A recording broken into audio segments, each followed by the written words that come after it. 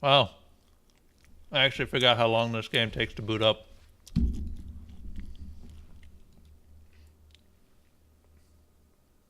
Yep, we're back. Oh man, did everyone already leave? That.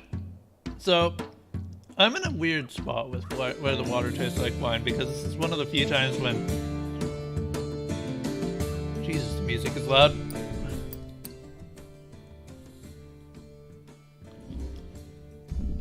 Where the actual performance is affecting my enjoyment of a game. I have never had that happen before.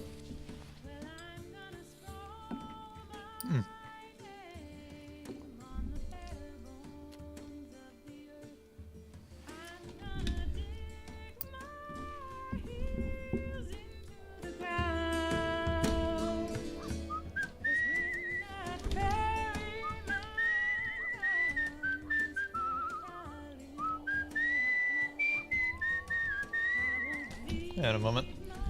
But there's... Gonna be honest, this game feels unfinished.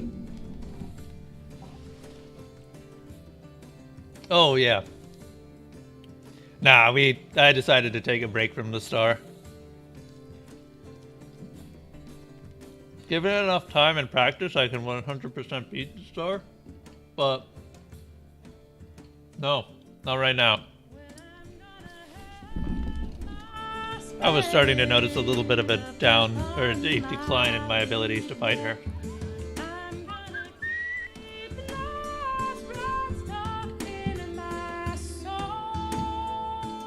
But no, I was talking about how, unfortunately, I might actually end up ending this game just because, holy crap, this is a bad experience.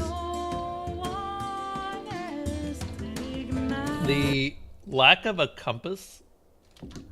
Okay. Never mind, there is a compass, it's just you have to stop moving to use it. Huh. I don't know why the compass wouldn't just be around all the time. It's not like the overworld is that interesting. You know what, let's hitch a ride.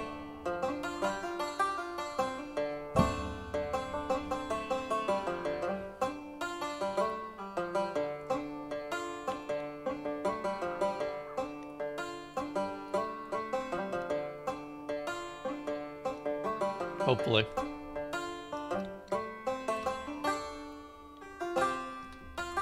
I'm a skeleton on a road! Oh my god, no one's biting.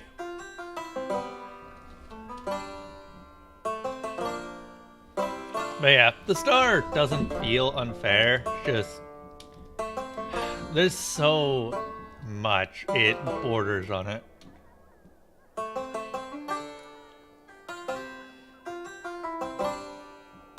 I kind of wish that there was an easier mode of the star, just so that I could actually get a look at all of her abilities. Can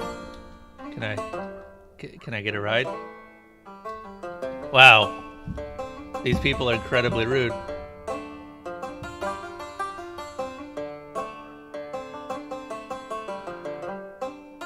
Also, the game seems to be behaving better now that I've turned down some graphics. Which, I don't know what kind of graphics we were running with to make it just behave so absolutely awfully, but... yeah, like that. And this is largely what I'm talking about when I say that I might actually end up quitting this game early, just because that is really bad. The fact that I can't actually just look around without it stuttering is just awful.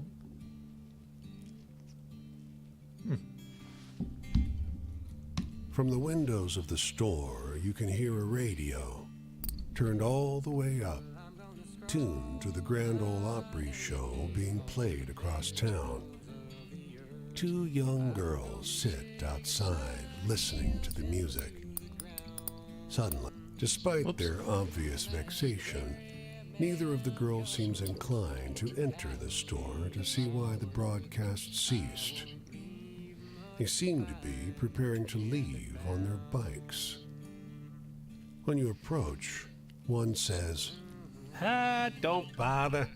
Always stops exactly this time, every week. But why?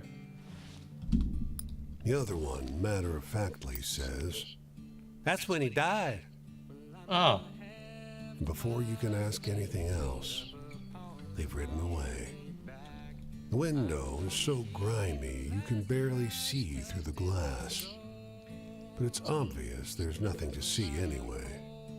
It's dark and empty. There's certainly no radio, nor any people. Just a lot of sad dust, marked where the furniture used to stand. Old memories, carted away.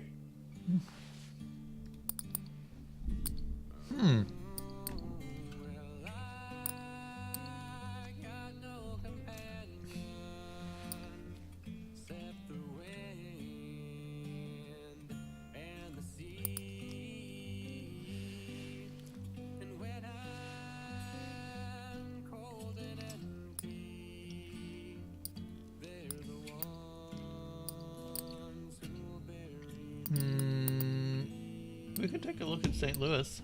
I don't think we've been to St. Louis yet.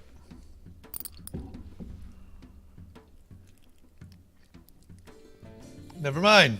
We have indeed been to St. Louis.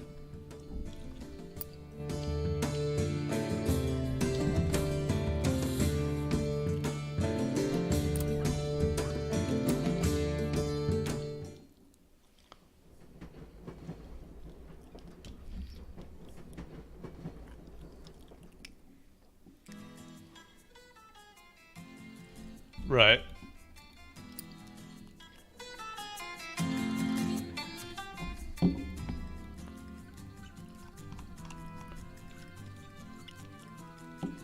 Why is this off by default? Voy a rayar mi nombre en los huesos de la tierra.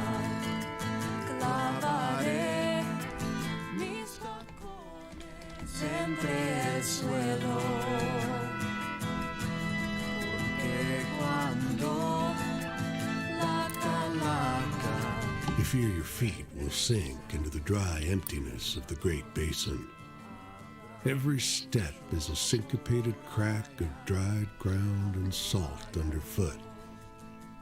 Even the vultures avoid this wasteland. Was there a road you were supposed to be following? Your throat has gone numb. You're not sure you ever had a tongue. The lonely iron-colored rock rising from the ground is the first thing you've seen in days. The air around the stone shimmers drunkenly in the roasting heat, distorting a figure standing before it. A rider, white from the tip of his hat to the slender legs of his horse. The buttons on his coat glint silver in the sun. Dust doesn't cling to his pressed white trousers. You're tired of ghouls and very near done with psychopomps. Time contracts in the heat. Suddenly, he stands all too close. Some croaking noises clatter out of your mouth as you beg for water, but he doesn't hear you. He's not here for you. You slide down to your knees as he rides on towards someone else. Ahead, on what passes for a trail, another horseman, face down on the ground, ragged and empty. His horse dead a few steps before the spot where he was pitched into the sand.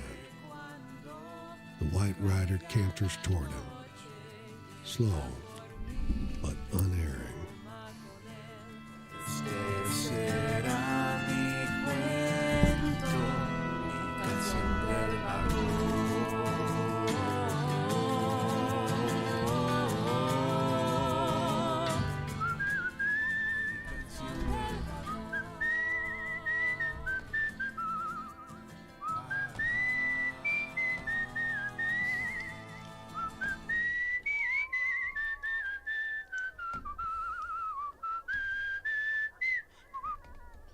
Whoop.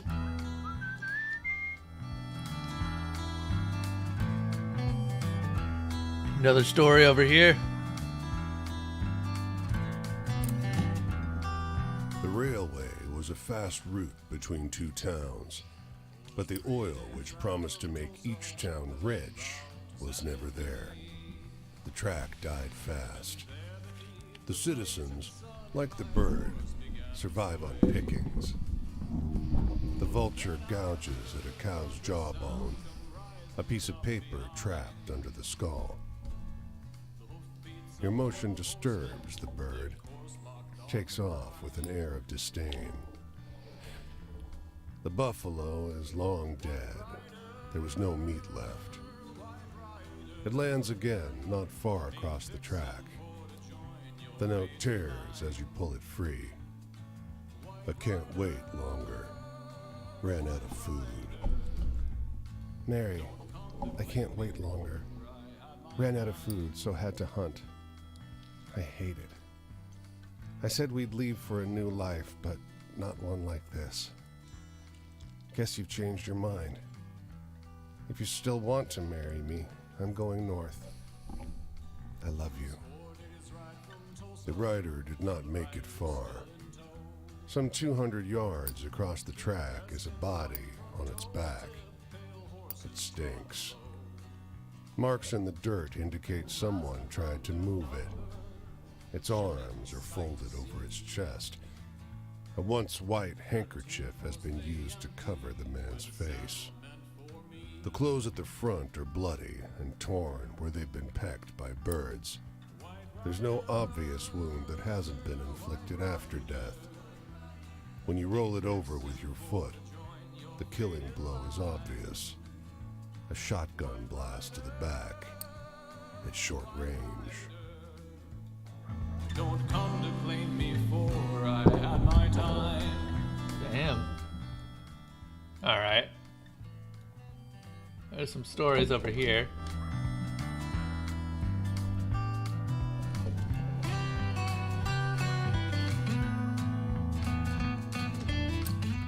How much money do we have?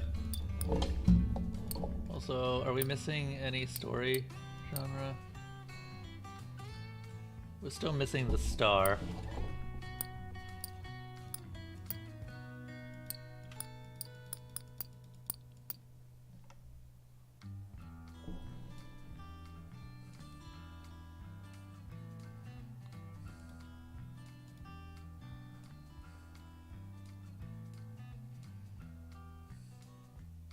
Hmm. It was 5 days ride from Tulsa when I pitched into the sand. My legs gave out, my body lacked the strength enough to stand. The horsemen moved upon me then, their leader to my side. He said, son, I think the time has come to saddle up and ride. White Rider. This game badly needs an auto walk feature. Well, day will come, we all will join that line. White Rider, they come to claim me now.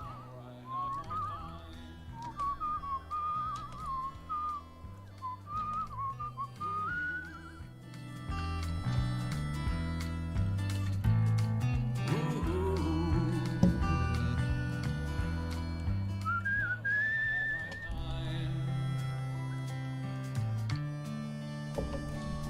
Have I been to Houston?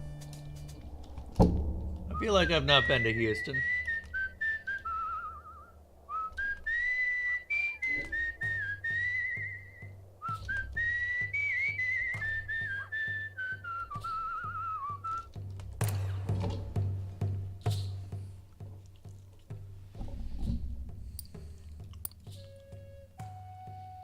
Hmm.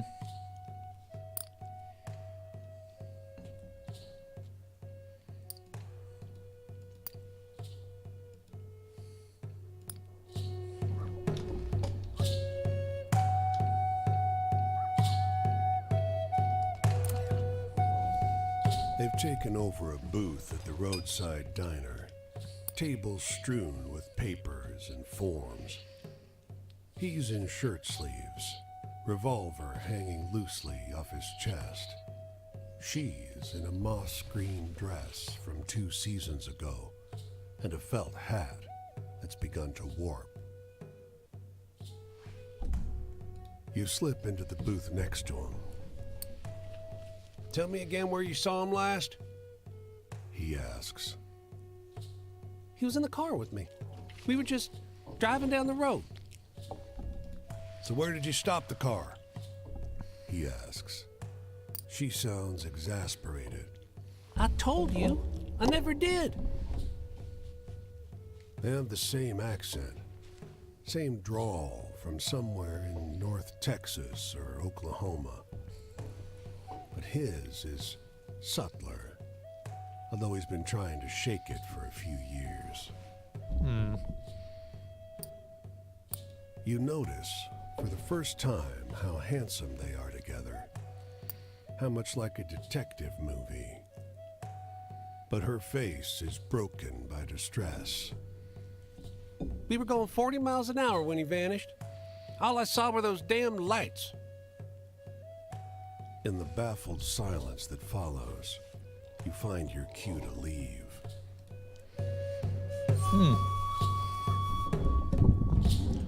Might be Roswell.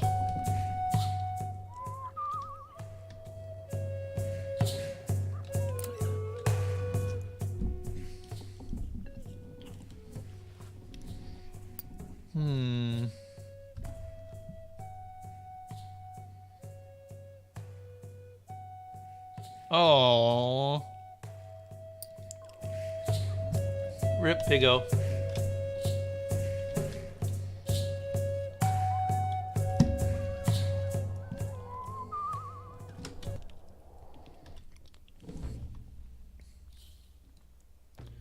There's another story to the west, apparently.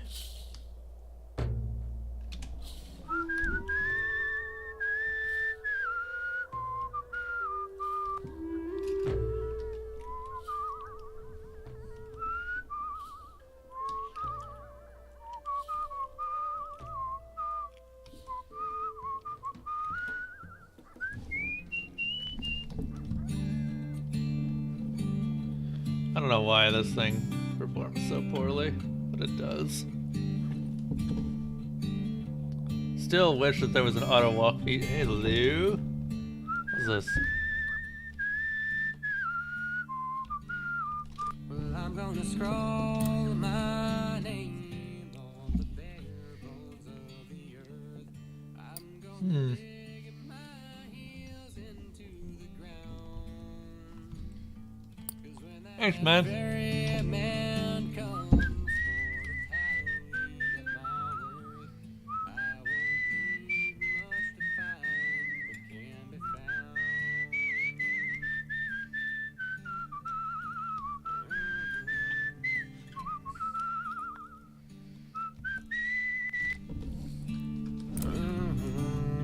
The baby buffalo lies tangled by a fence, wire biting into its flesh.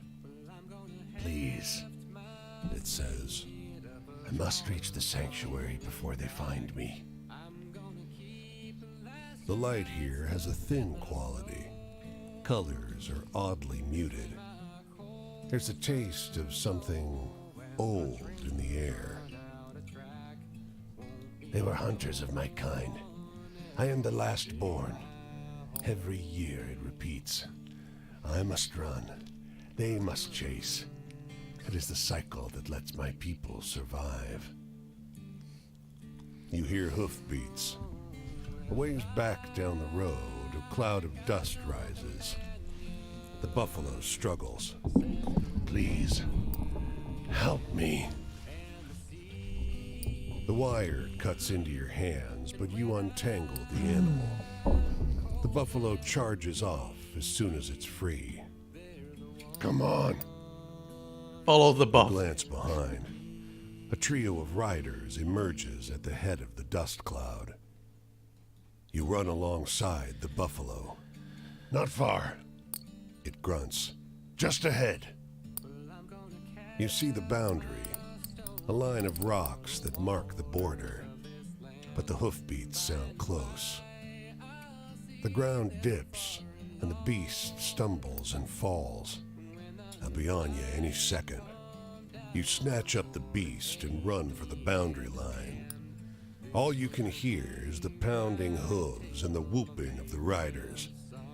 They're on you just before you reach the line. You hurl the buff forward as you fall. The buffalo crosses the line and turns with a defiant bellow, a primal sound that far outstrips its size. It drags its feet through the dirt, kicking up a cloud of dust. When it settles, the four are nowhere to be seen. You hear the distant clamor of a herd in motion. Interesting.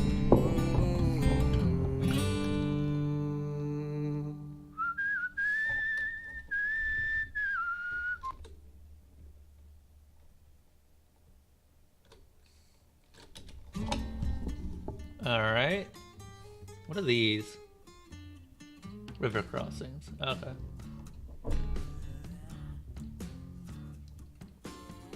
There's a bunch of stories up here. If we just keep going.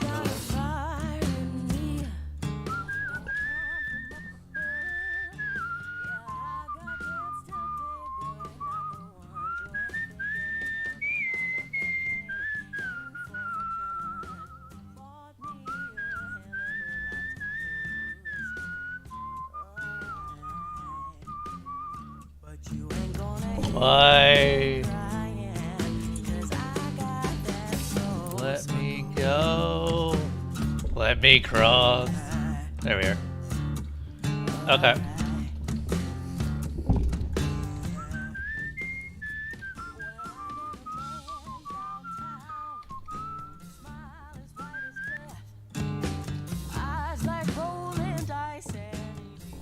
Oh, is there one? There is one over here.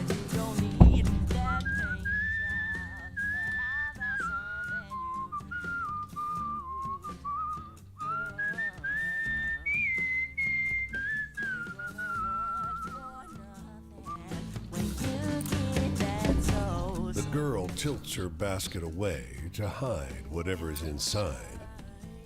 You want to see what I got? I'm not telling. Oh, you're not being fun. It's really worth seeing. She twists her lips to one side, mimicking a more adult, thoughtful gesture. Tell you what, I'll show you what's in the basket if you do something for me. Sure. Excellent. I want you to kill my mother. What? She looks to check if you're paying attention, then points to a figure working at the other end of the field. Boring. The girl bursts into peals of laughter.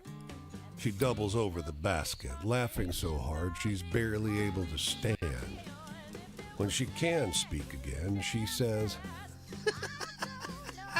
You should have seen your face. You really should.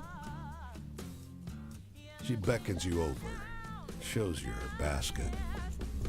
3 kittens snuggle up. Oh. They're barely old enough to open their eyes. Ma gave them to me for being good. I've called them Badb, Matcha, and Anand, after a story Nana told me. She preens. I'm very clever, you know.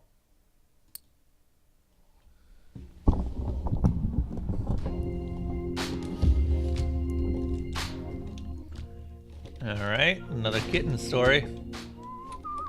We need to find a place to get our health back.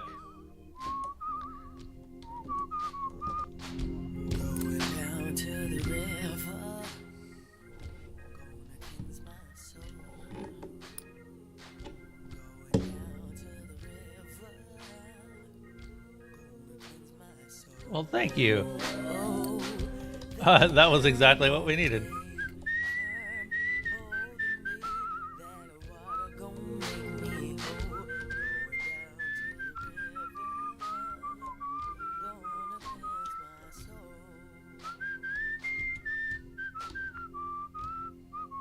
Oh, Jesus, frame rate, why? This is exactly what I'm talking about.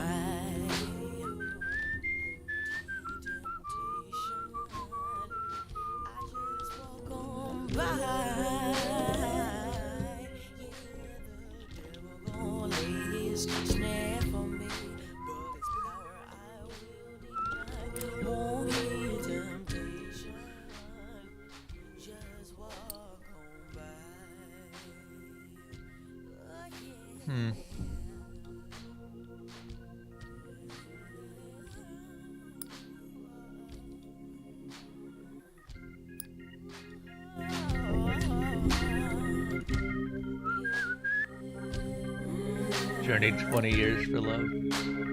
The plants grow and blossom as you watch. The man goes down the line, applying a few drops from a vial as he goes. As the liquid soaks in, each plant pushes up from the soil, unfolding and stretching for the sky. Huh. He turns to you. It's quite something, isn't it? Soy here strangles the crops. People are starving. But even when the plants survive, they don't grow fast enough to fill people's bellies. He smiles. My miracle formula will change that. Indeed it will. He shakes his head. I'm not giving up my secrets that easily. The state will pay a lot of money for this. He shakes the vial. He tears off a leaf. Here, try some.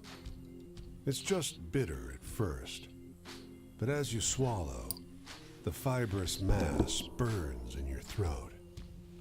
You fight to hold it down, and your stomach knots tight when the plant matter hits it.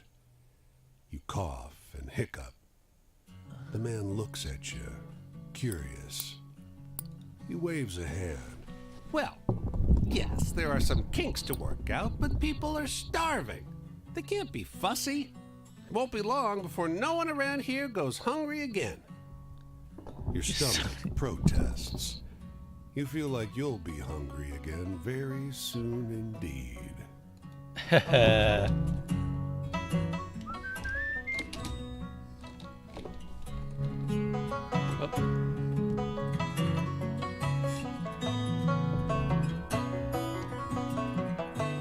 See if we can't get a car going this direction.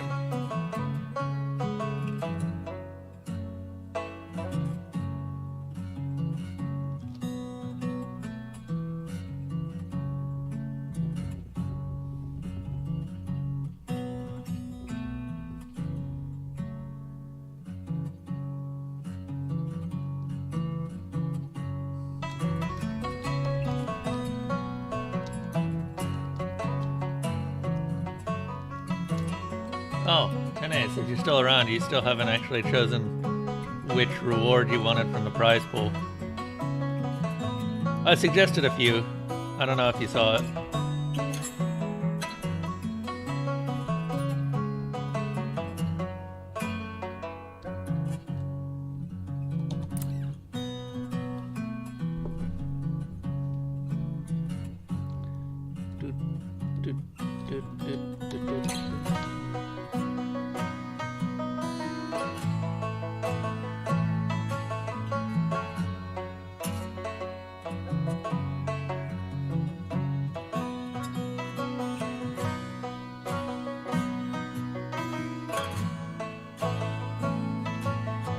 Found out you already own Sexy Brutal. Ah. From Humble Monthly Bundles? No, let me out. No, there's stories. There's stories. You can't keep me in here. God damn it. Guess we'll have to come back for those stories.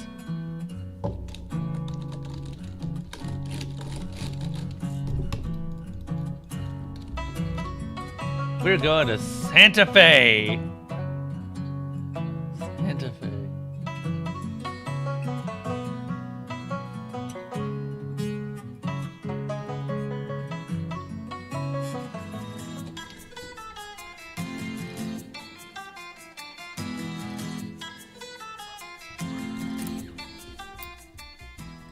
A handsome two-story adobe house sits at the corner of two main thoroughfares.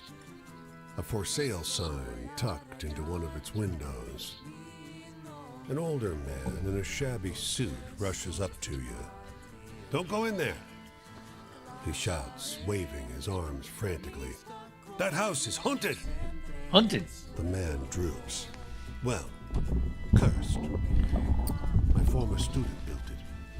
I taught him everything about how Santa Fe has its own climate, its own culture. My architecture exists in harmony with nature. And then he started his own business and took all my best clients.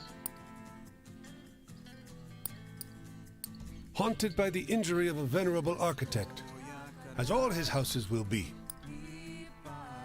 The man gestures across the way, where the half-finished shell of something craftsman. Oh, which hugs game the would earth. that be? Already the town prefers him to me. Soon Santa Fe will be transformed by his houses. I'll be just a memory.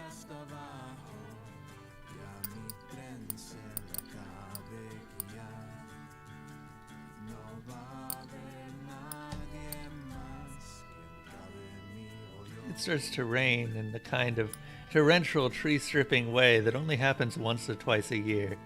Everyone scrambles for cover, but one guy stays out on the streets. A fellow with a bale of bent and lopsided umbrellas. 10 cents each, he hollows. What an opportunist. The rain has soaked him through, but he's doing a roaring trade. Hey, he tells you.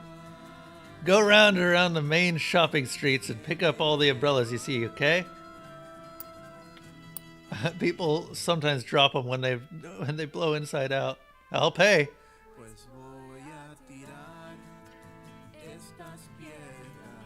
He's right. There are umbrellas scattered all up and down the street like fallen birds.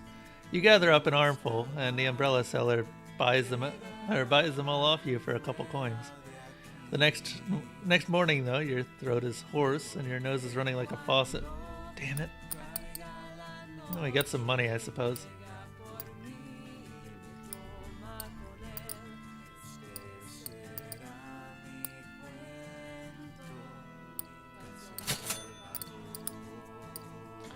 Was not worth. Was not worth.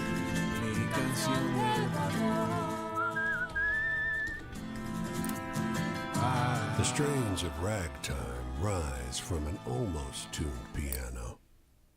At the bar, an older woman, dark-haired and striking, toys with her cigarette holder. "Hope you don't need lodging," the bartender tells you as you sit. "The hotel's haunted." At that, the woman chuckles.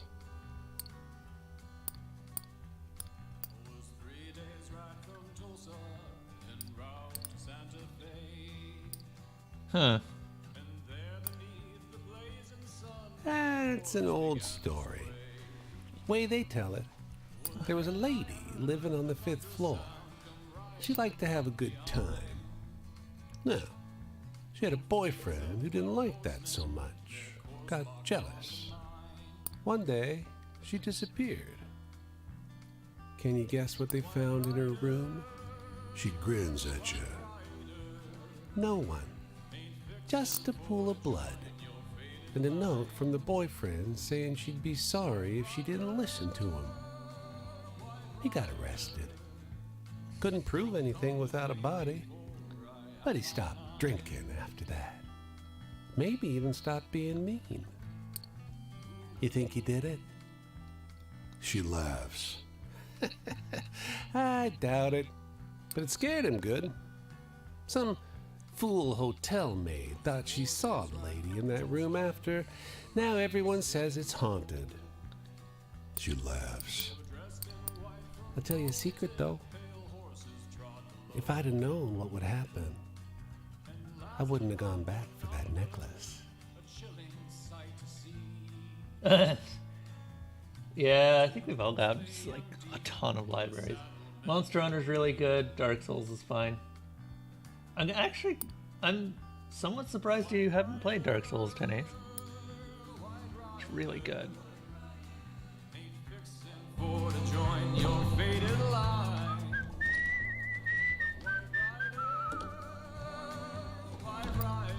Stories. What do we got? We're starting to get to the point where I actually have to start trading out stories.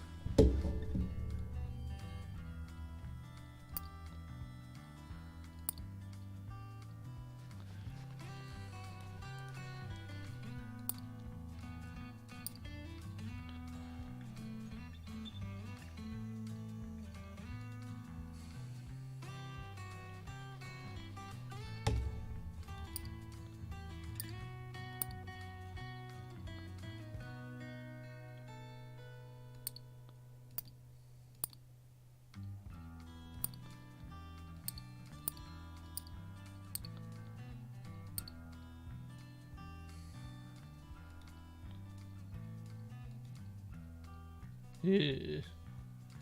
I want to see the Devil of Leeds just become big. Can I? Apparently not.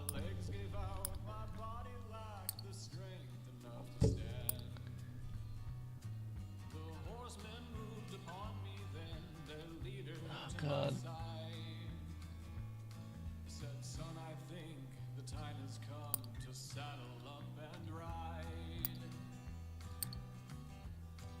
Still don't have anything for the star.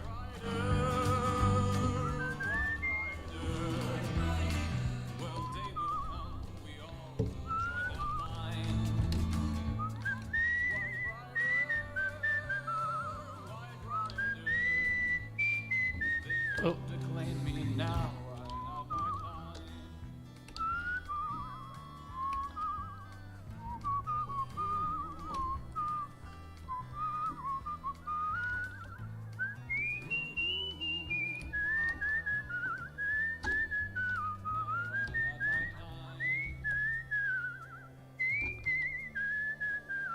Alright, there were a bunch of stories I saw over here, and I want them.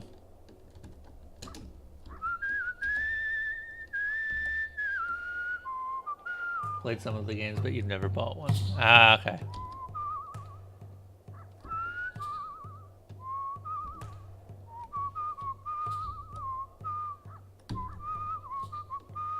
Doo-doo.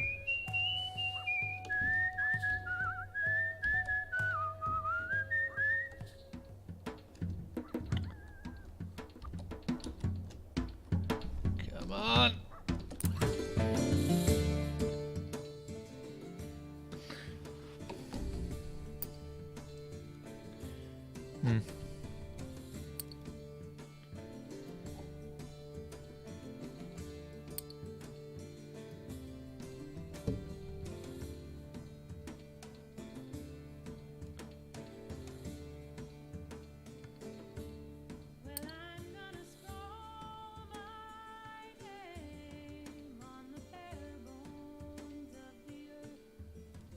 That is a grumpy looking child.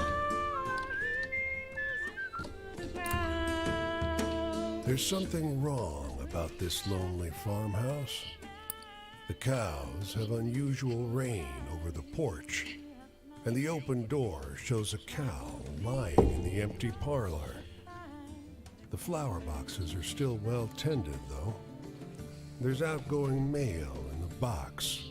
How strange. The moment you step inside the fence, an old woman screams, Hey! Hey! This is private property! You quickly realize that the sound is coming from under the porch. Huh. Indeed, you can see her hollering at you through the slats of the steps. What? You can see a parlor set up in the basin under the porch. A flowery armchair, a rug, and a little lacquered table. This is an inhabited home. The old lady barks. The cows live upstairs and I live down here. Above, a cow thumps its hoof. She twitches and startles.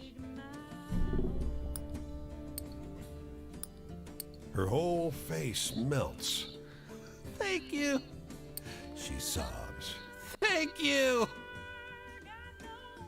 With a sharp stick, you carefully urge the 3 cows inside the parlor to exit. Soon the place is completely empty, except for the manure. She still kisses the floorboards in gratitude. Yeah, how did this happen? I didn't want to tell anyone. They kept me trapped down there for weeks. I had to sneak out one piece of furniture at a time. At night. She rushes to lock all the doors. All right. It was a mutiny. It won't happen again.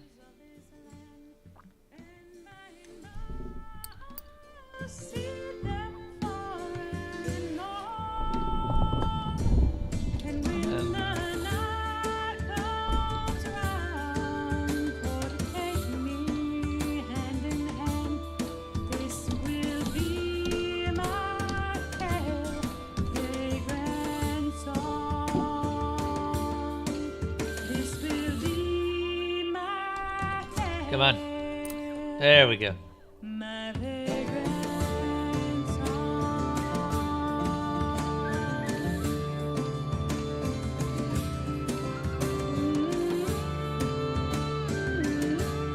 I don't know why you can't look at the map while you're in the car. She's weird.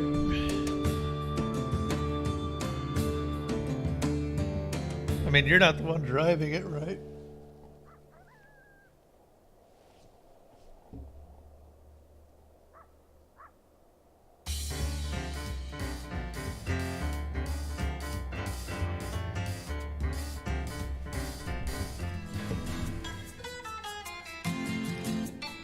Oh, hey, who's this?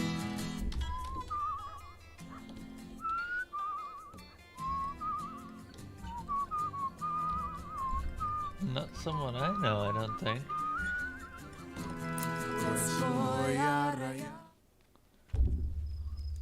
Fidelena. Buen día le dé Dios, stranger. Come, sit with me a little. To rest is a simple remedy, pero es importante. And the first step in la curación. I can understand most of that. Everyone needs healing.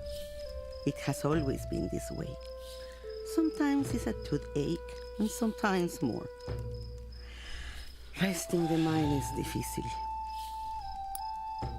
Walking or sitting, running or sleeping, always the mind is working, pensando. But tell me, do you have a sad story? Muy triste? I want to feel that sadness tonight. That? Yeah, we've got those.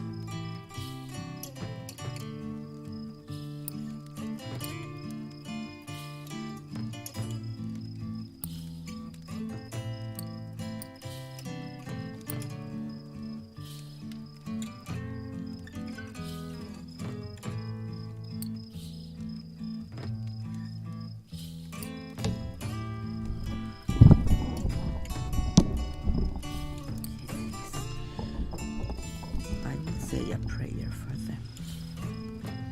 Thank you for sharing. Do everything with love, especialmente when it is hard. Also, you must listen to who or what you love, or you will not understand and will cause harm. But please, tell me something that will make me laugh. Is it...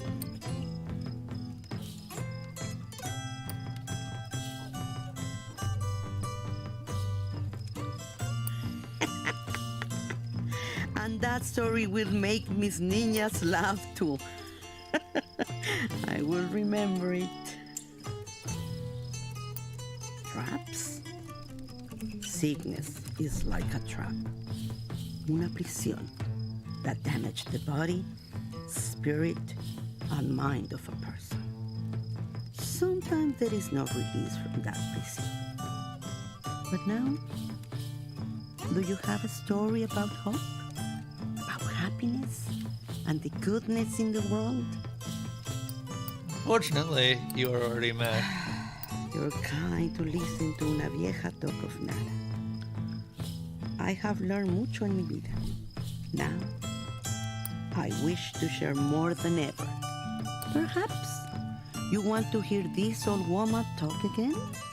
I hope so. The road takes me this way. If your journey takes you there, look for me.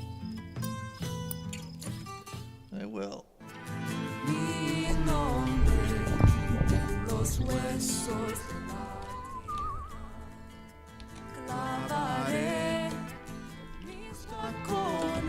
Ow.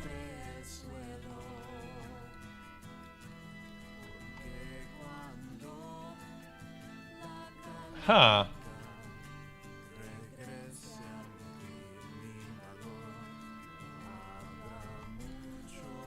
Wow, we have really been wandering all over the place. There's a lot of stories I've missed though down in Florida.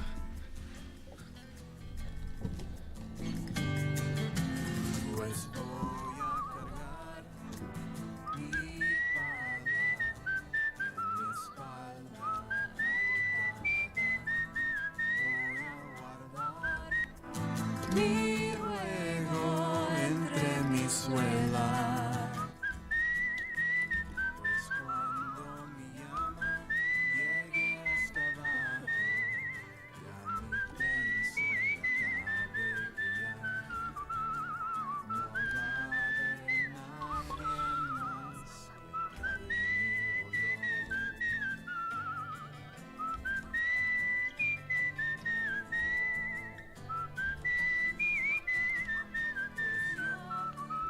I think I want to go back towards where we started too, just so that I can finish off some of the characters there.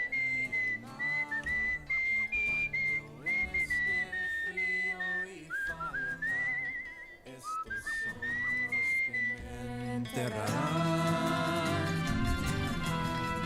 que me entierran.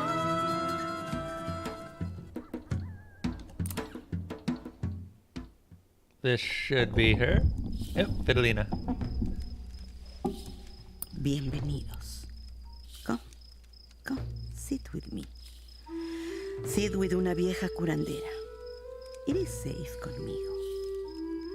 Few brujas would dare attack una curandera. There are some of these witches, though they are strong enough to contend with una curandera, or foolish enough to try. I work mainly with las curaciones por la gente, pero I have more than un poquito de práctica with fending off the curses of las brujas. It is not for una curandera to take una vida, but I am not afraid to hobble las brujas. I can barely understand what she's saying. Thank God I took Spanish. Do you have any frightening stories? Have you seen the work of las brujas on your travels? Would you like to hear of the Demon of Leaves? One of my personal favorites.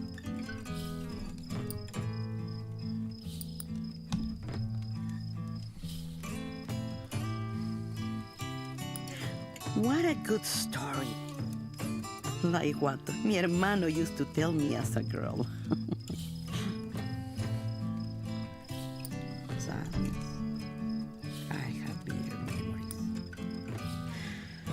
Long ago I began teaching la curación to a woman who had promised.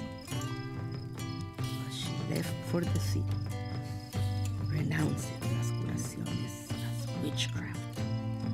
No soy una bruja, niña estúpida. I'm not a witch.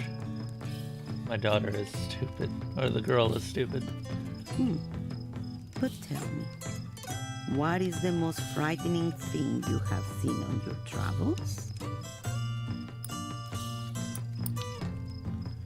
Frightening.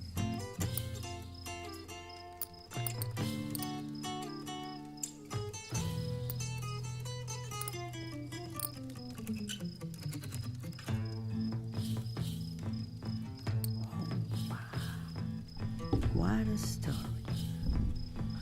Mira mis manos. They're shaking. Yep. Las brujas, they chose to bond with El Diablo. It is rare, but they wish to escape la prisión they created. Even rarer, very dangerous. Una curandera can help. Una bruja break the bond with El Diablo. But now, do you have a story about hope? About happiness? And the goodness in the world? Yes, we do.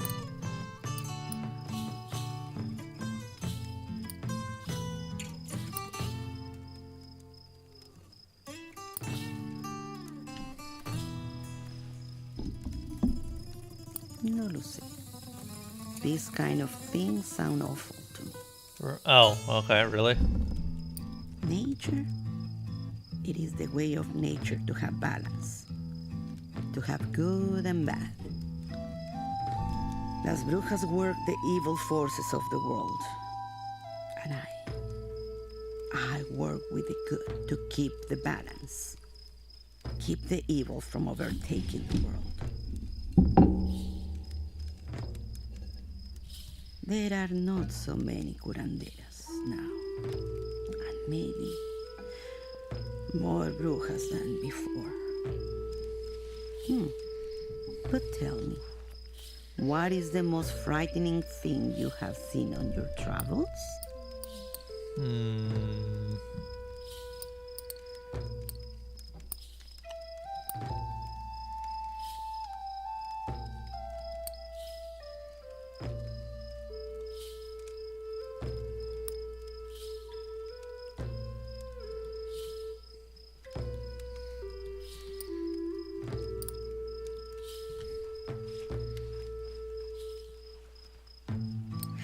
What a good story.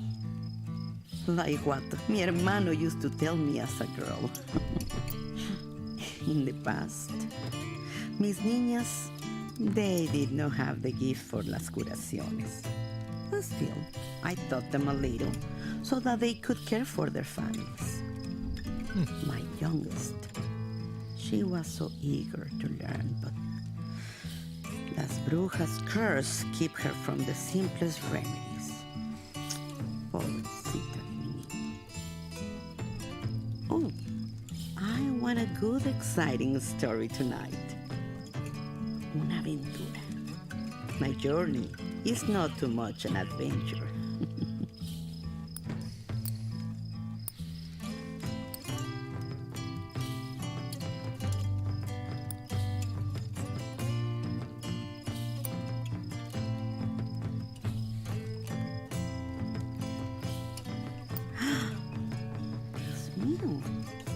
What an exciting life you live. Joy, todos los bebés that I have pulled into this world have been a cause of great celebration. Es malo to shame una mamá for her pregnancy. It harms the innocent baby. Only las brujas are worse than una persona who thinks ill of a pregnant woman. Morning once again. So I must go. We must cut our stories short. I am traveling this way. If we meet again, I will be glad to tell you more about Las Brujas and my work against them. Hey, Tennis.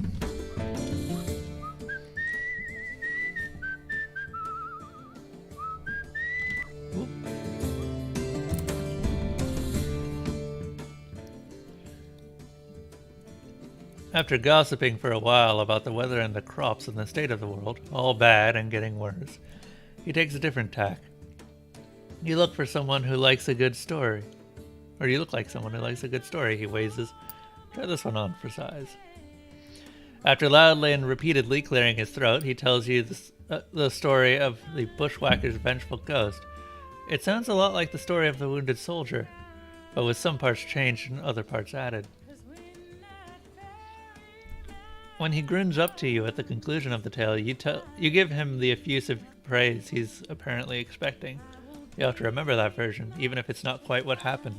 It's a good story.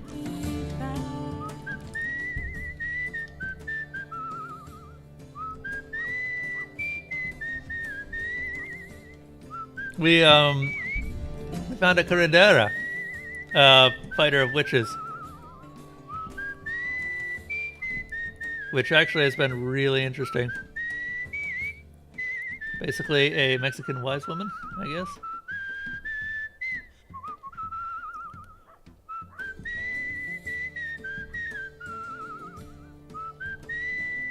So we've been telling her stories, and she's been telling us hers. I would like to see where her story eventually ends up.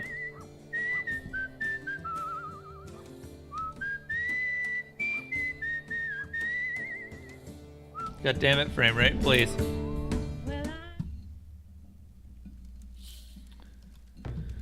Oh. Buen dia, friend.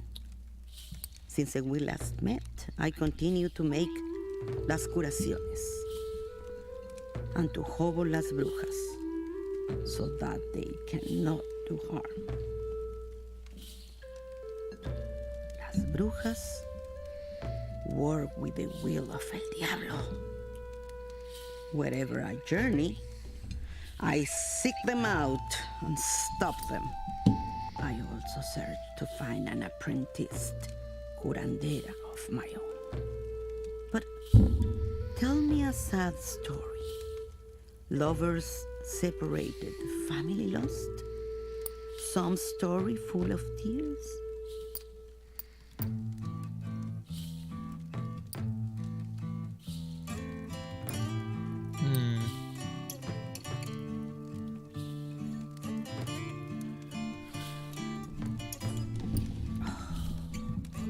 Triste. It is good to listen to these sad stories sometimes, but it's not so sure. As I go on my travels, I find there is not as many places for una curandera. Ways of la curación are being forgotten. That the ways of las brujas will not fade the same way. But now, do you have a... Unfortunately. Estoy cansada. Very tired. Always I am alert for a woman with the talent of la curación. And una bruja, tend to destruction. It is a hard life. So much responsibilidad.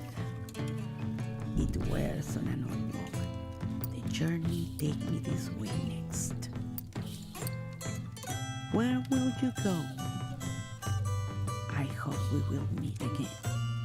There is more I would like to tell you about the life of La Curandera.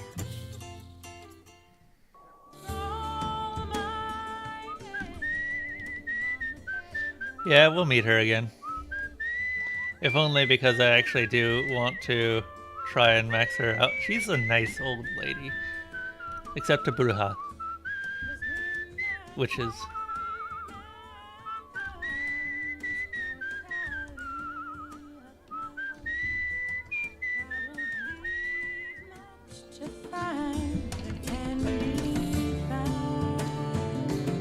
Oh, I need to go shopping today too, at some point.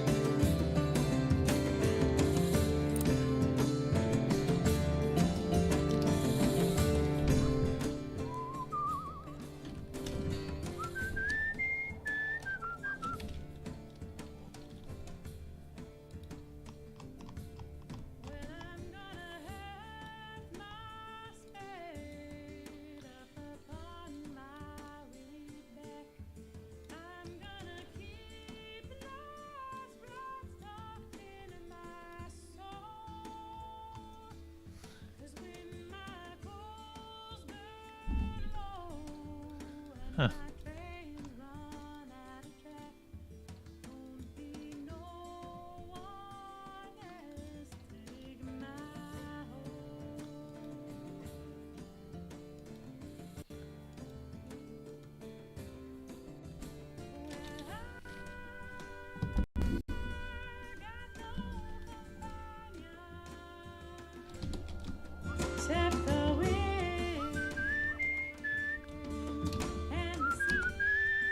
So I'm kind of curious. What do you guys think about about this particular story?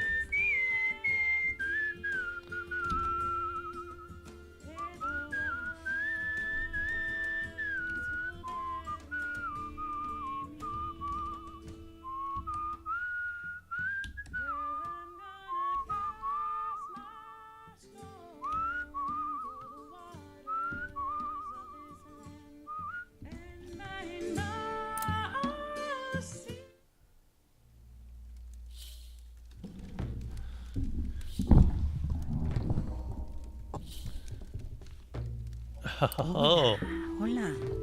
Welcome. Sit if you like. The road is hard, and it's good to see a familiar face. I thought to find a niece of mine in the last pueblo I visited, but her husband, he turned me away.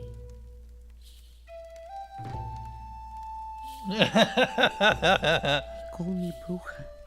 Said his daughter will become un doctora and my ways unwelcome. So I leave, and I do not see mi familia. My familia used to be so united, with respect for las curaciones, las curanderas. The times change quickly. yeah, Tenez.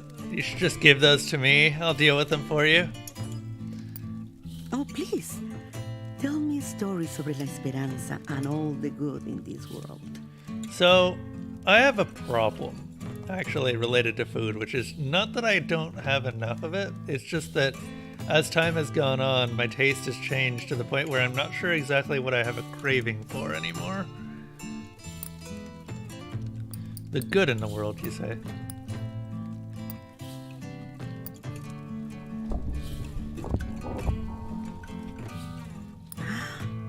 Mi corazón, that was a good story. The future, el mundo, it changed quickly. Everyone always looking to the future. Few think to remember the past, to respect the olas buenas de nieve. El futuro brings so much change to the present, and it is hard to an old woman. But tell me, what is the most frightening thing you have seen on your travels? I did not, actually. I should.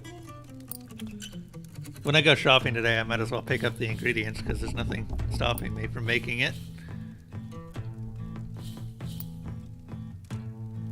Aside from just having nothing in the fridge right now. We had... God damn it. Nicole's been eating all of my food. I keep buying grapes and she just eats them.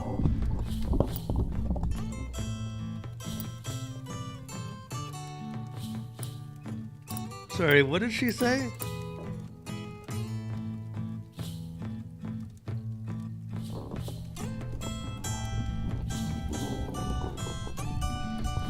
I forgot what kind of story she said she was looking for.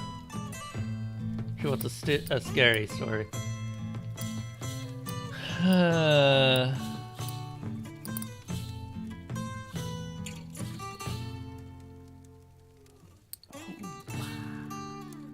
What a story.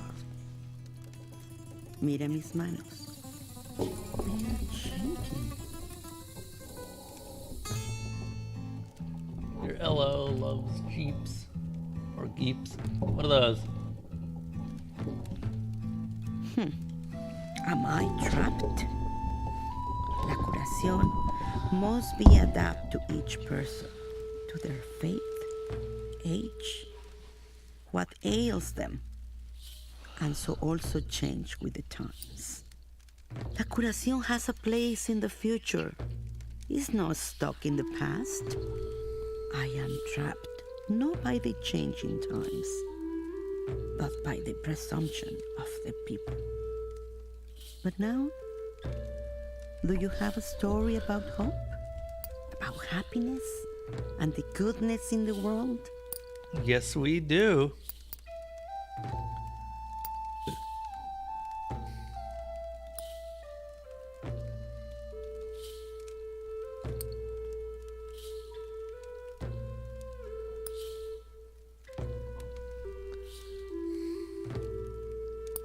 What a good story.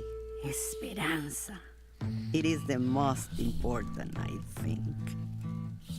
The land. Today, it is left behind. Los doctores of the city, they use only chemicals. Forget that the people come from la tierra. La curación must address all the nature of a sickness, not just the symptoms. They have the intention of una curandera. But their work is like brujas with good intentions. Do you have any frightening stories? Have you seen the work of Las Brujas on your travels?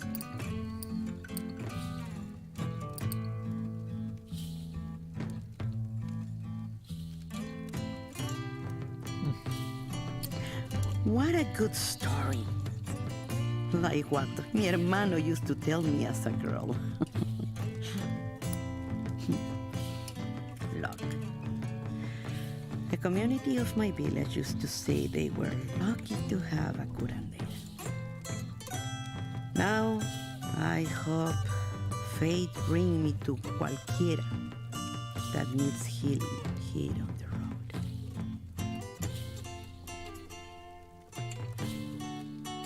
Yeah, But tell me, kind of the what is same the way, most unfortunately. frightening thing you have seen on your travels? I cut a lot of soda out of my diet, which has made it a little bit easier. But it's also kind of to the point where I've lost my sweet tooth. I don't really have any craving for candy, chocolate, things like that. I like dark chocolate still. Dark chocolate's a hard thing for me to stop eating. Sorry, what does she want? She wants a scary story.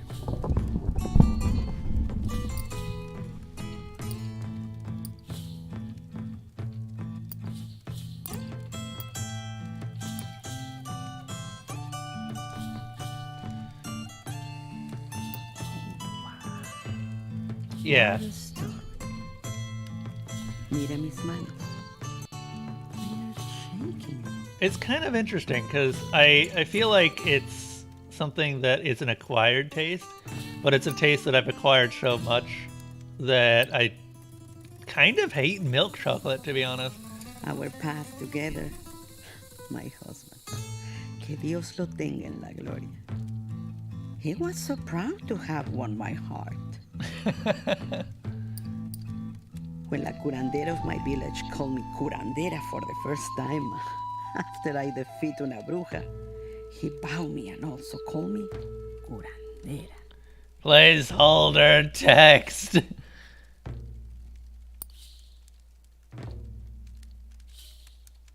El sol has risen.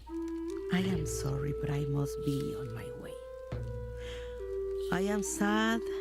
We do not talk more. I feel muy solitaria on the road sometimes. One more. Next, I'm traveling to this place. I'm gonna keep following her You can around. Go there, look for me. I wish to tell you more about what it's like to be la última curandera de mi familia. I will happily follow you. You've been the first person that I've actually been able to tell stories to in a while. Da-da-da-da-da-da.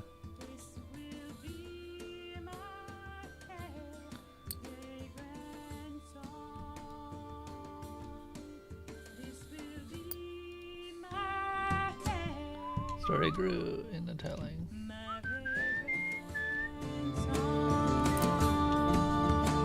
Deep in the fields, you come across a group of young men clearing weeds and sod from a roadside plot. Pitchforks flying, weeds dying. You almost don't notice that the dark lump beside them is a dozing boy, lying smack dab in the middle of their work. There's an odd frenzy to the way these boys are ripping the sod apart. When they notice you approaching, they jog over and stand silently between you and their sleeping comrade. The youths share nervous looks. The oldest steps forward. Get going, he blurts, leveling a pitchfork at your gut. Hey, don't do His that. hands are shaking. He seems serious. You step closer, and the ringleader loses his nerve. "He died," he blurts. "He was sweating and crying, and he just fell over. They won't come get us with the truck till sundown." You realize now that the sleeper has been posed. The ashy shadow on his face wasn't cast by a tree.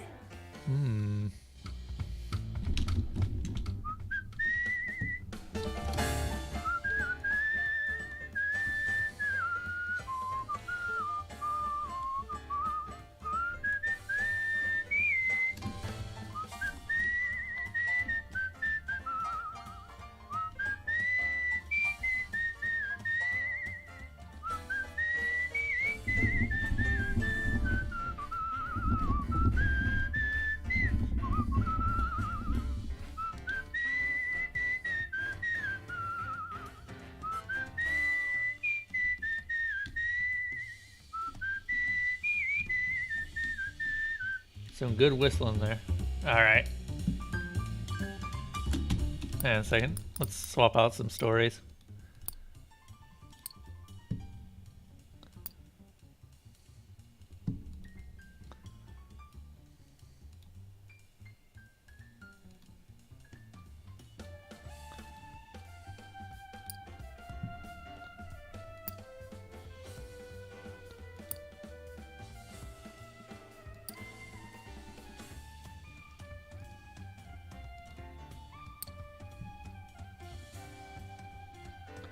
Dead soldier in Alamo.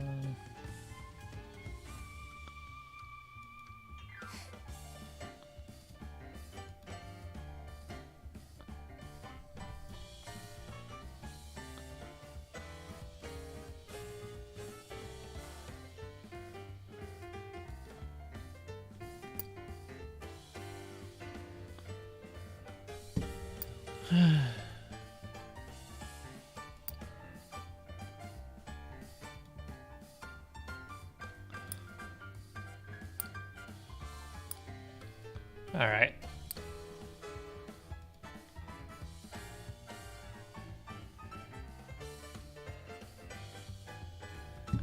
Oh, there's a lot more characters than I thought.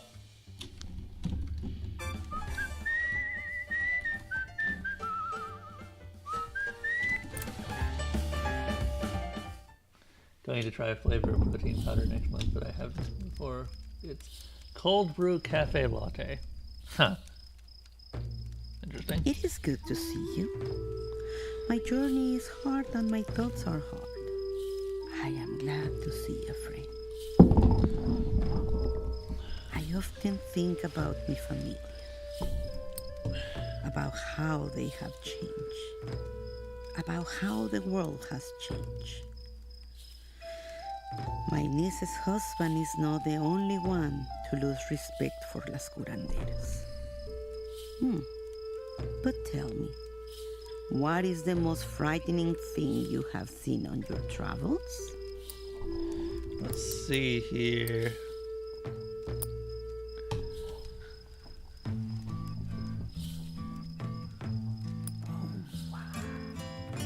What a story. Mira mis manos. They are shaking. Am I trapped? La curación must be adapted to each person. We've already heard this one.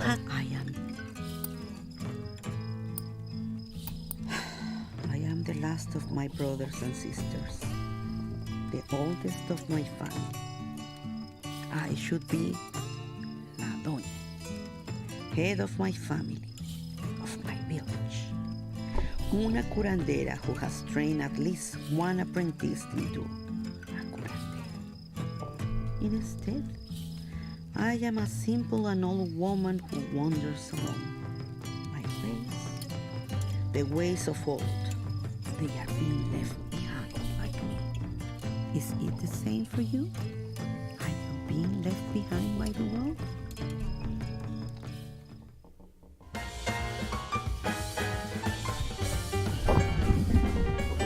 Carolina's story is not complete.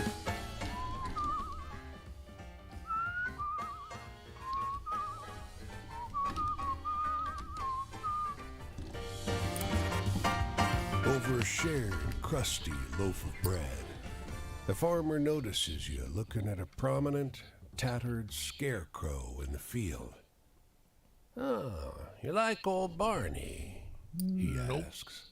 You and Sheriff Hayes will get along then. You don't much like my little effigy, nor the fella it's based on. Sheriff kept running him out of the barns where he spent the night. Old Barney never hurt nobody. Just a hermit like. What happened to him? Got so spooked he done ran off, leaving just the clothes we gave him.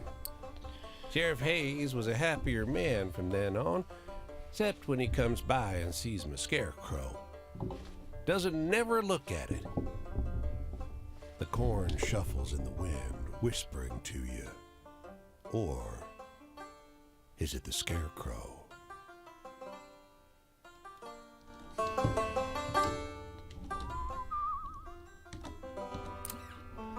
See what story gets upgraded this time.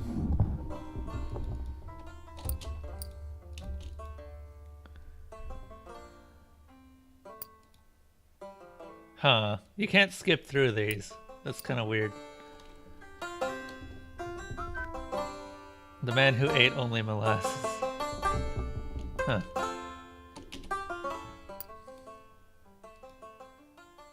So we completed Los Canaderos. I think I need to head back and complete the other stories.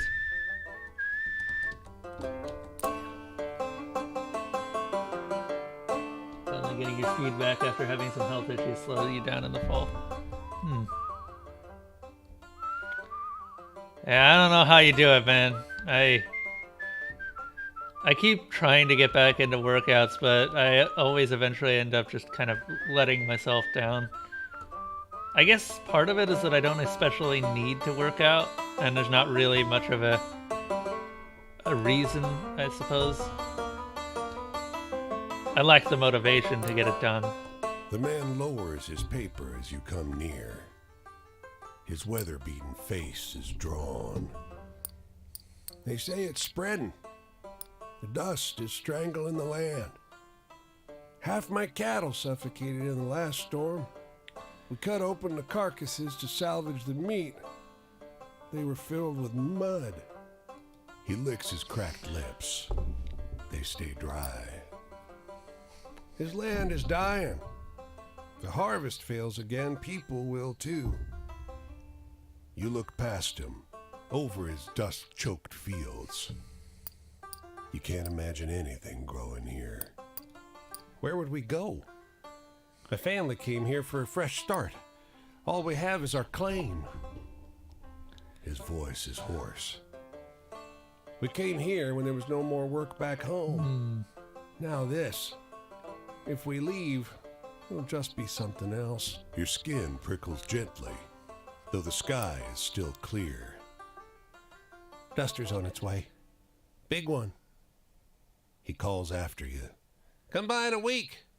I doubt there'll be a building left standing. I think part of it is just that, yeah, I do gain a bit of strength from my training. Actually, not a bit of strength, quite a lot of strength. But I have nothing to actually use it on. My habits aren't really conducive to using that much muscle for me.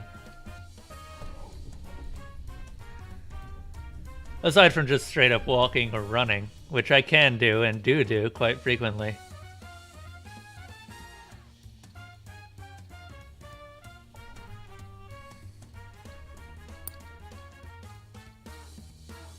Oh, sweet!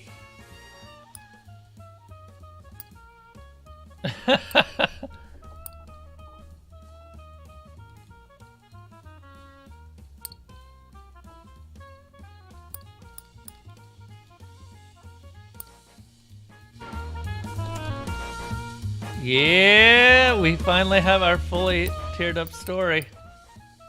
The Whippoorwill.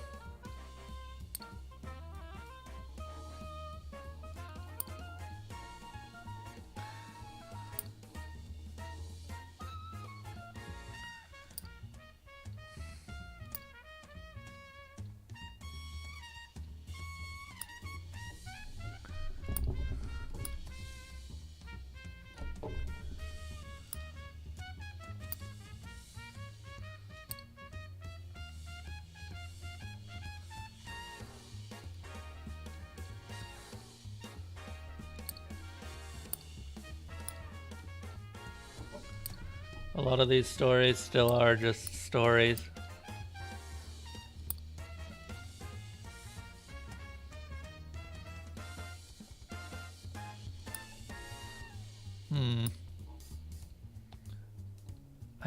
I don't actually know where the Whippoorwill story went. It just kind of disappeared.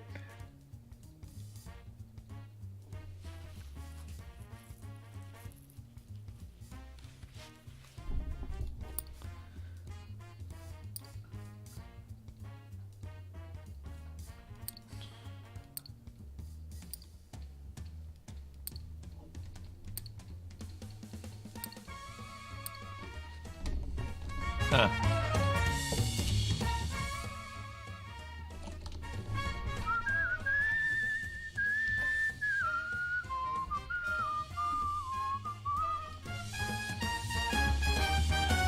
Or rather, your fat percentage. And we'll no longer be able to call you Fat Man. That will not be an accurate weight or an accurate description. Honestly, it really hasn't been that accurate of a description for a long time. The storm swept in just before sundown, heralded by a purple sky and electricity. You will always be Fat Man. You sought shelter alongside a grizzled farmer. All he can do is pace, muttering to himself. Can't just stay here. You catch. Gotta find her. He looks up at you. My daughter was out down the road. He balls his fists. God, fuck this. He hauls open the door, shielding his face from the fierce dust. He runs out into the storm. The dust scours your skin, and razor winds whip at your clothing. You struggle for breath. The maelstrom has turned the world murky red. You don't see the farmer. You press on through the storm. You see the farmer up ahead. He's on his knees. A great, dark shape made from swirling dust looms over him. You manage no more than a cough. The dust thing engulfs the man in his body. The storm whips faster. You can't breathe. You have to get back to shelter. You make it to safety, but don't manage any sleep. Storm settles in the early hours. You find the farmer laid out in the street, his corpse a shriveled mass. He has one arm stretched out in front of him, as if to crawl.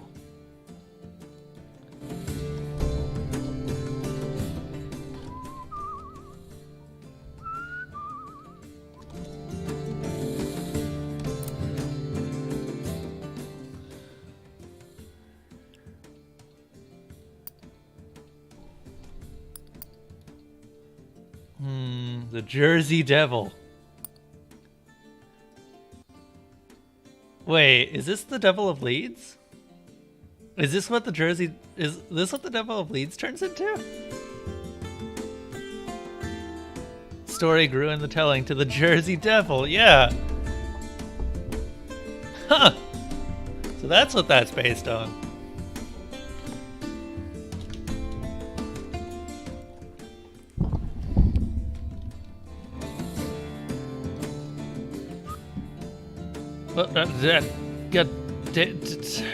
This is why I hate how poorly optimized this is. Like, a game that doesn't... There's nothing all that impressive about this game. Why does it run this poorly? Damn it. I'm gonna have to go up here. Well, time to start following the river.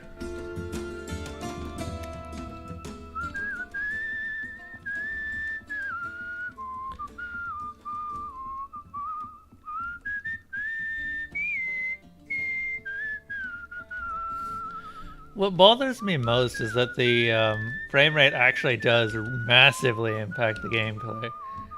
Like, just whistling becomes really goddamn hard when the frame rate is like that. Because it blocks button inputs.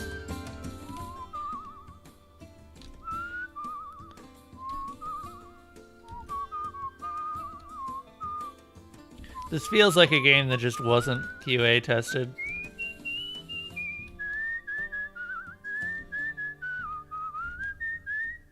I'm sure that to some extent it was tested, but not enough. It's not polished.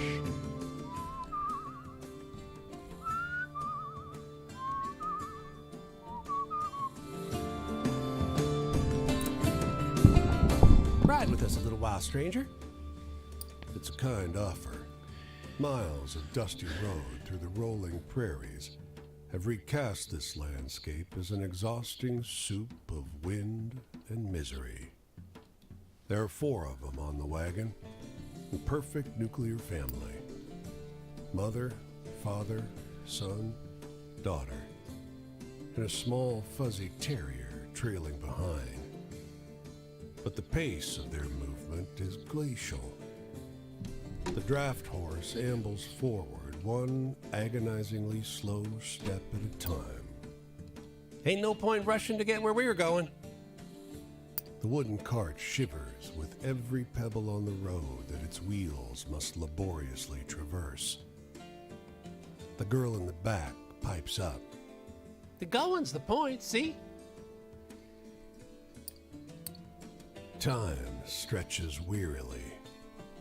The father sometimes makes half-inch adjustments to the horse's trajectory, keeping him from ambling off the road.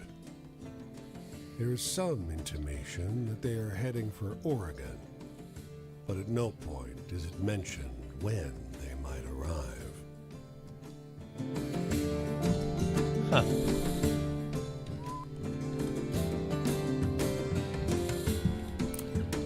Hello, Minneapolis. 3 delivery trucks sit on the waterfront, their drivers securing the cargo. 12 cop cars form a protective half-ring around them. Their occupants seem to be gearing up for combat.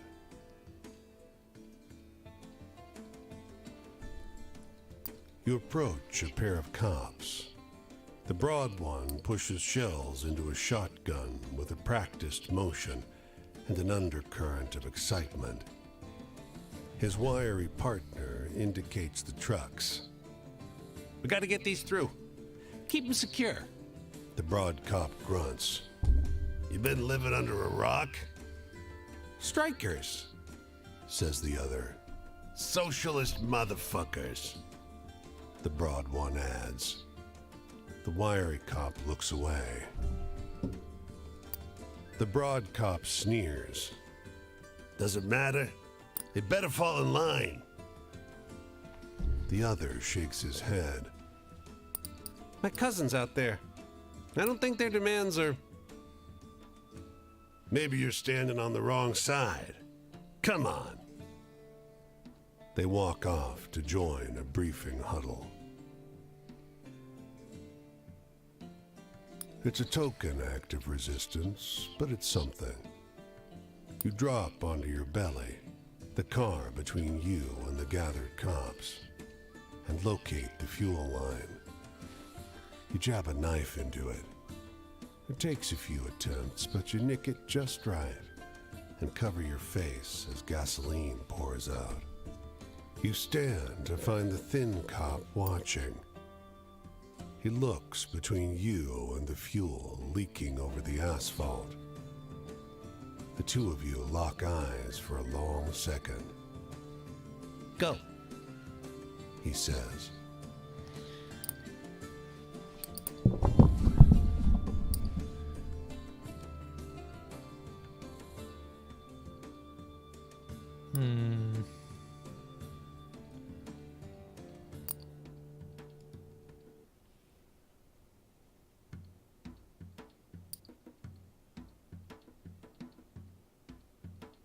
A doctor shakes your hand.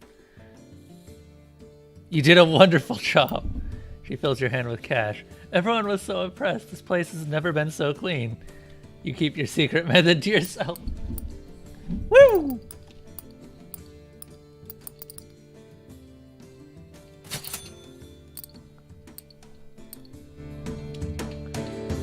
Well worth the trouble. Well, I'm gonna scroll my name on the bare bones of the earth. I'm gonna dig my heels into the ground. 'Cause when that ferry man comes for to tally up my worth, I won't leave much to find that can be found. All right.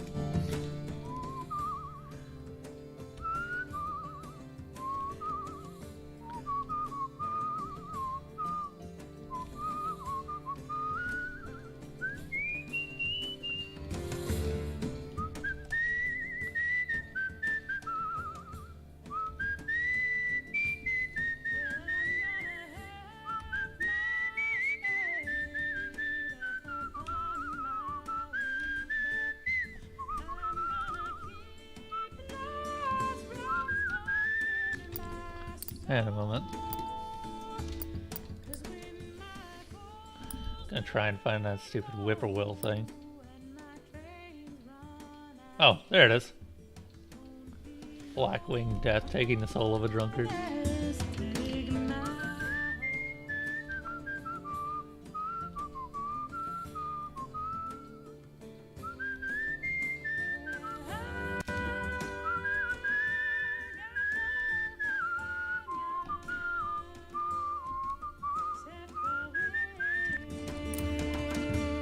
A woman waits while a man in a truck fills 2 of her buckets with scoops of whitish powder from a bin. She sees you staring. Want to make some cash? She calls. She takes you up the drive to her farmhouse, where her son and daughter are mixing something in a metal barrel. Locust bait. She says, Poison. The town bought enough for everyone, but we gotta mix it ourselves. she'll pay you to help.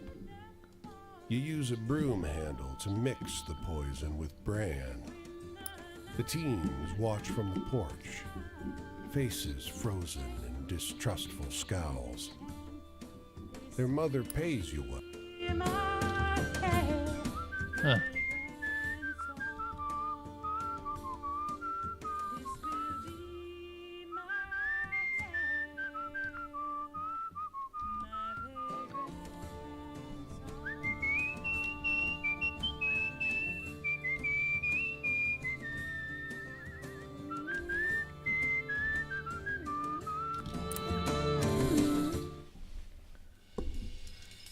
Cassidy, a new one. I've met a lot of people like you on this road. There's something you want from it, isn't there? Yeah. I want stories and a way Desire out. that scratches and scrapes away at the sides of your body. Does being out here feed that part of you? It's that way for me. Living in a state of motion, resting nowhere, returning to no one. I've been a wandering ghost for a while now, and I'll be that way for some time to come. But that's a fate I should have known I was in for. I'm a poet, after all. Sometimes I want to hear a sadness that resonates with my own.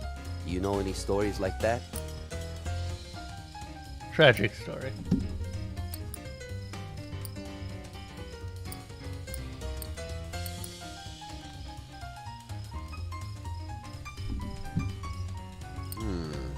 That reminded me of the kind of thing I used to write in school, just to be shocking. Authority. Look, one day you start saying things should be this certain way, and you see that things aren't that way, and you get upset. That's where suffering comes from, that mismatch. So, you'd think it would be equally simple to say, things are going to take the form they take, and I'll be okay with it. Of course, that's easy as a concept, and difficult as a practice. Silas introduced me to this Buddhist way of thinking. Sometimes I want to hear a sadness that resonates with my own. Do you know any stories like that? I like this guy's music.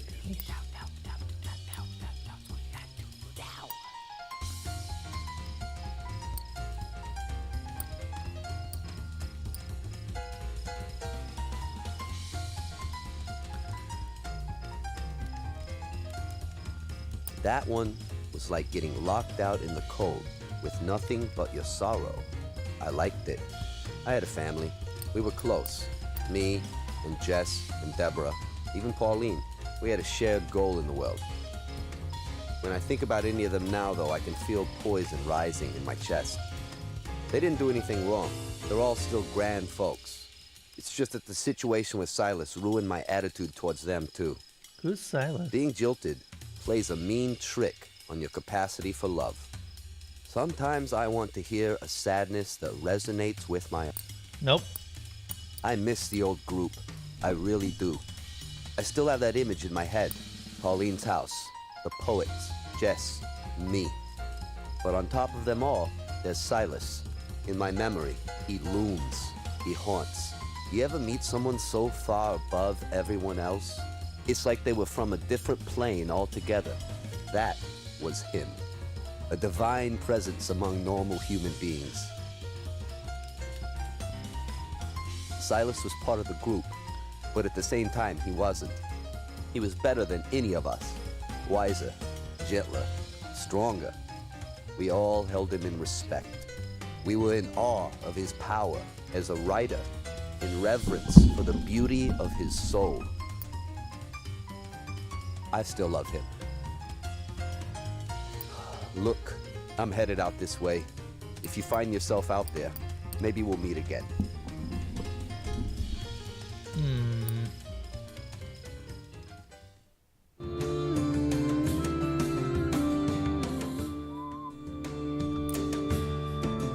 A hurried little girl collides into you with a wheelbarrow full of hay, nearly knocking you out of your shoes. Oh, I'm so sorry. You What nod, is this? but the way the girl fusses over the wheelbarrow, was that apology meant for you? Lost? Me? No, not at all. She stands up taller and squares her shoulders, projecting an image of adulthood so stiff she looks about to tip over. But I guess I could use a little help. Can I ask you something pretty, please? Well, I found this critter, but my daddy won't let me keep it unless I take real good care of it. Relating this dilemma has put her on the verge of tears. Do you know how I can be the very best pet owner in the world?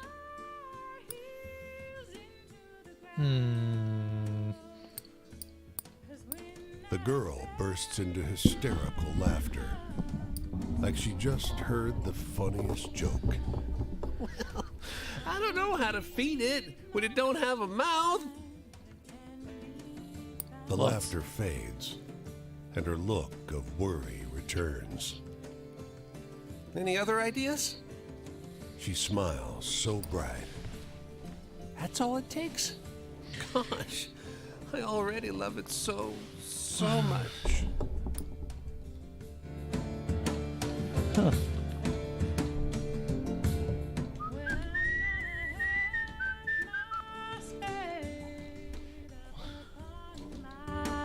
We've never been to Chicago.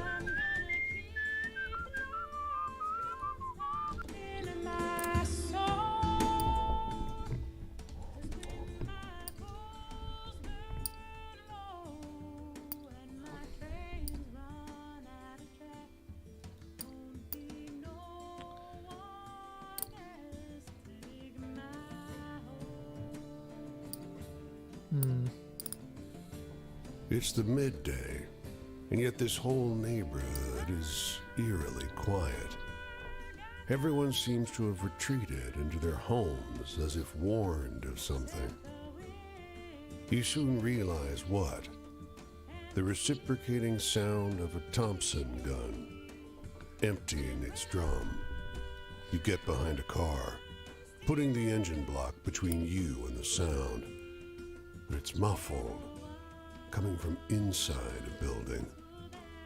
You're in no danger, you think. So you allow yourself a peek above the black hull of the car. And running down the cobblestone street, a man in fine, blood-spattered clothes. He has his hands out, mouth open, screaming something, but you don't catch what he says. He's drowned out by gunfire, and his body slumps to the ground. You find an alley and follow it, away from this side of Chicago. Only one more shot rings out in the distant air, as if to confirm what you had seen.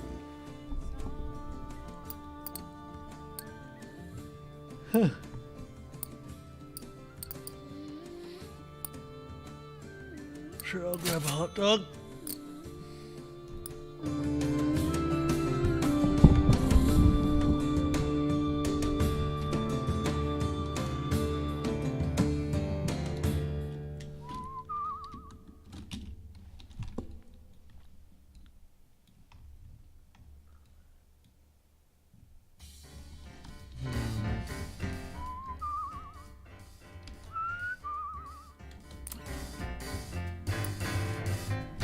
Cincinnati, baby. I would like to actually see a story on one of these trains at some point. Oh, damn it.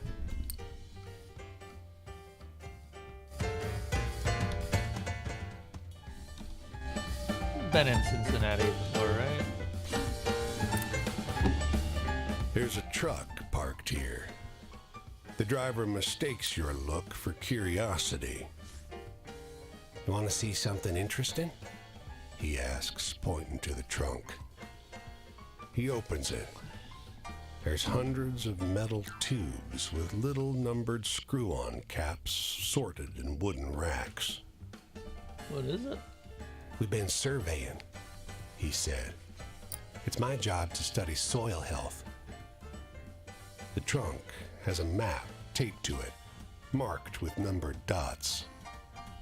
I can show you the one from your hometown if you see it here.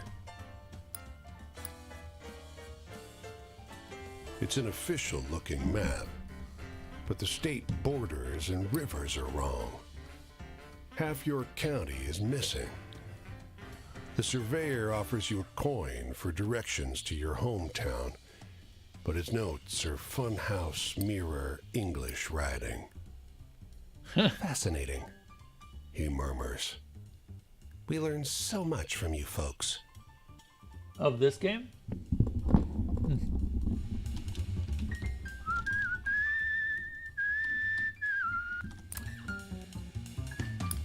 Interesting.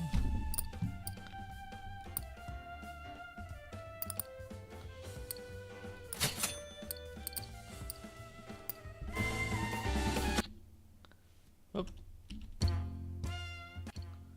Talking about the success and failures in creating it. I can imagine there'd be a few. It very clearly has some problems.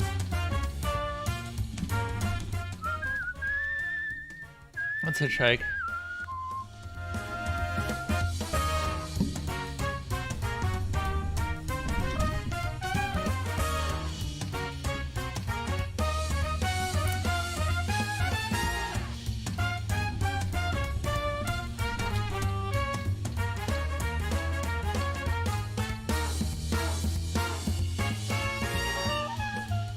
I want to try and go back and get some of the earlier characters completed.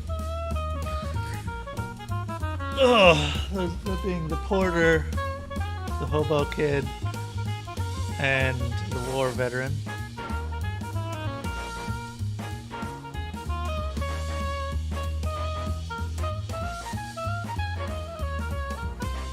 He's generally happy with how it turned out.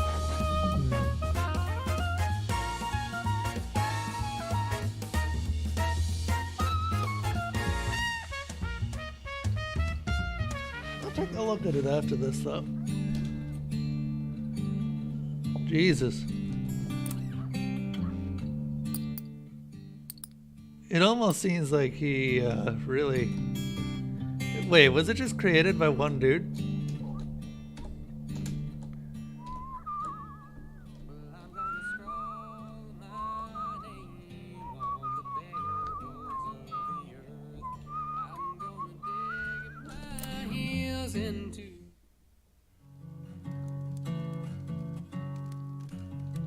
Hey, Shaw. Here you are again.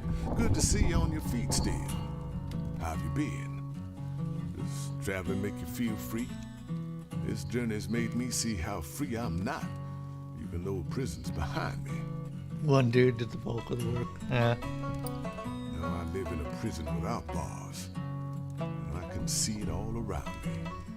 You got any good happy stories where things work out for someone, maybe? Yeah.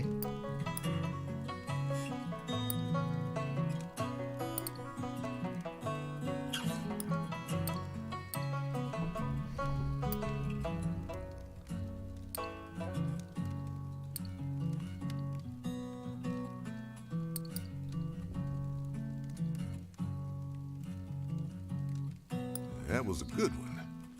Wish I could have your stories around when I'm in a dark place, you know? Former AAA dev the Wanjindi was part of the Gone Home team. Ah. Realizing that you have nothing and belong nowhere feels both like death and freedom at the same time. But anyway, you know any good true tragedies? I feel like one of those tonight. Here's the sun. Don't want to waste any. Our road takes me up this way, but if we meet again, I'll be glad to talk. What is a man owed in this life, do you think? I never think I ask or want for much. Just food, shelter, fair pay for honest work. Is it selfish? Truly have to wonder. Is it selfish to feel like you're owed anything at all? Even that. Tell me, brother, what was it that you wanted? What did life bring you instead? A lifetime of stories is what I wanted.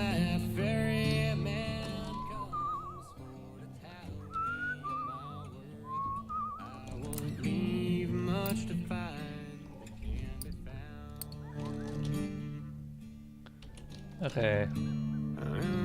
So Shaw's up north. Yeah, I can see his campfire now.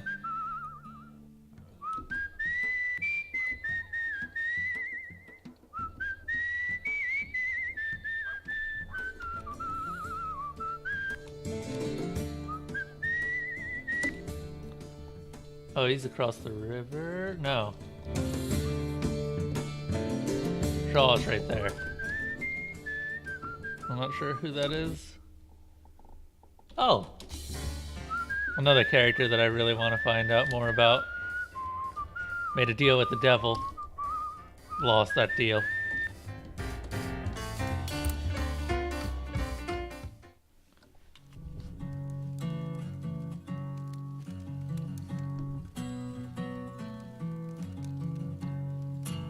When they let me out, I needed work.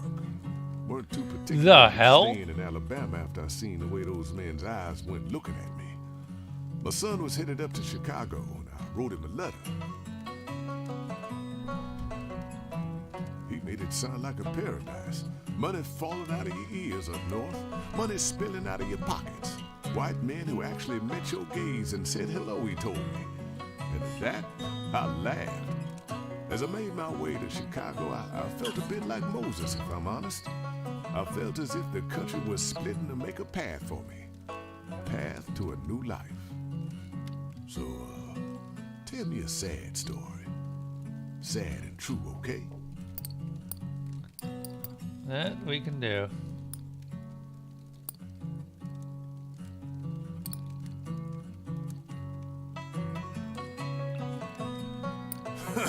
That's a tall one. My future? After I decided to leave Chicago, I don't know. I knew I'd be walking forever. That was the only thing keeping me from laying down to die. But anyway, you know any good true tragedies? I feel like one of those tonight.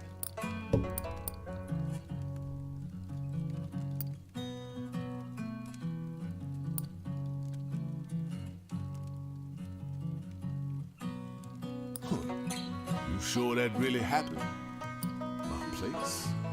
My father was born here, and I was born here. But everywhere I go, I hear the same thing. Move along. Negro is a human animal denied a country, a home. We have to make it for ourselves. Or maybe just stand up and take what we've been owed. You got any exciting stories? Any? Yeah.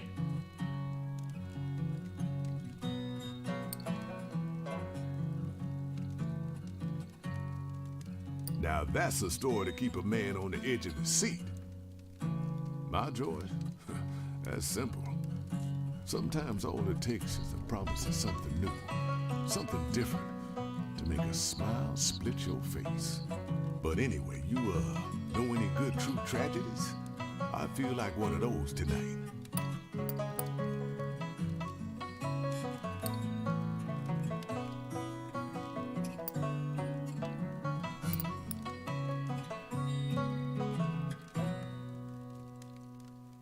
Body and soul. Change. When you get to my age, you start to understand that nothing stays the same, not one thing. The only constant thing is change. So, tell me a sad story. Sad and true, okay?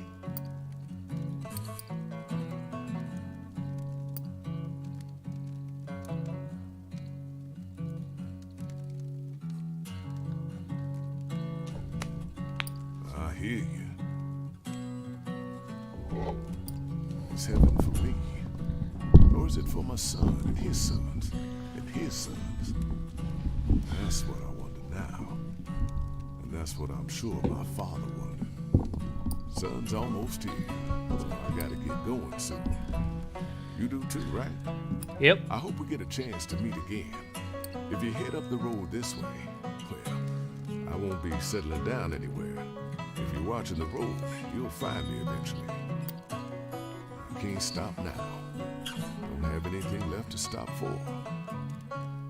Shaw's interesting. Honestly, none of the characters have been none of them have been none of them have been boring, is what I've been trying to say. They're a little bit samey with their voice lines.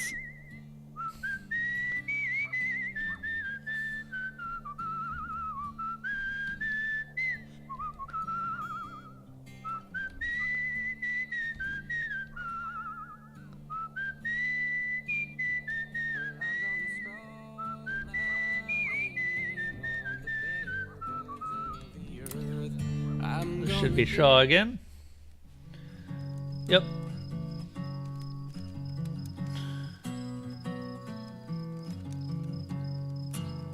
Good to see you, stranger. It's been a little while. How's your journey been treating you? I've been walking since I left Chicago. I feel like if I quit now, I'll lay down and die. But anyway, you, know any good true tragedy? Let's see here. He already knows all of those. Jersey Devil.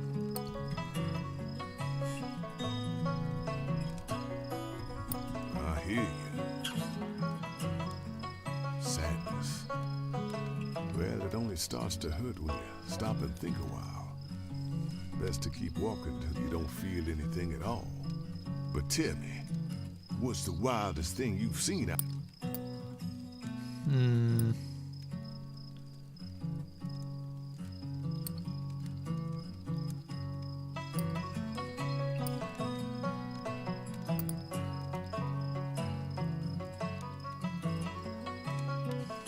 Come on, you can't shock me. Authority. Yeah. The whites up north would greet you by name. Until they thought you were getting too familiar. Then they let you know just where you belong. So, tell me a Sad and true.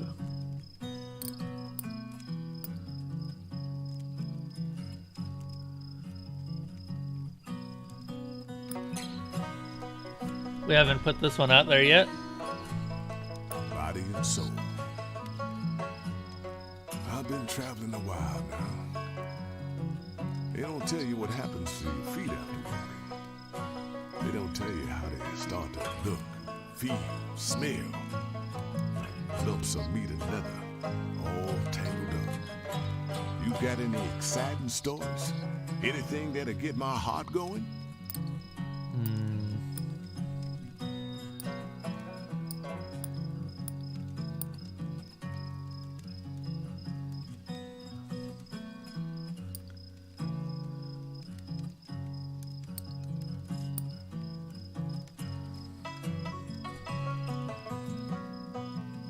Now that's a story to keep a man on the edge of the seat.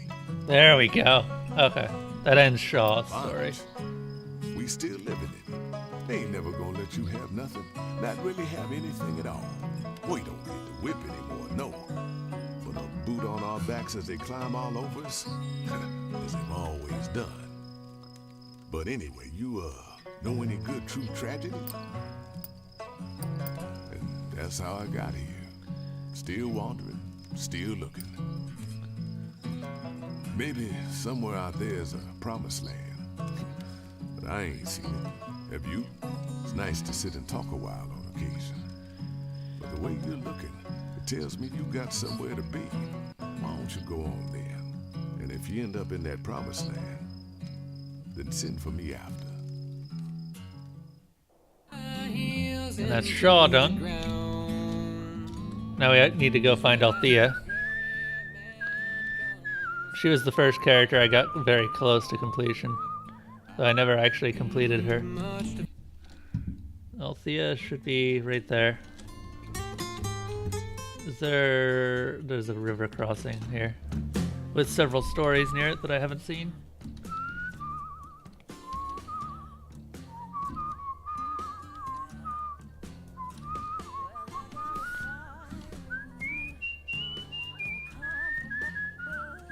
How many characters have I found?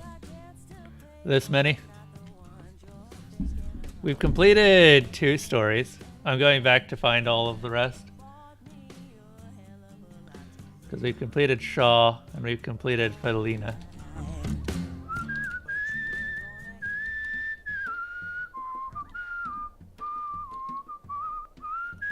I don't know why Shaw is the 4-winged goose, or not goose, heron. That seems strange.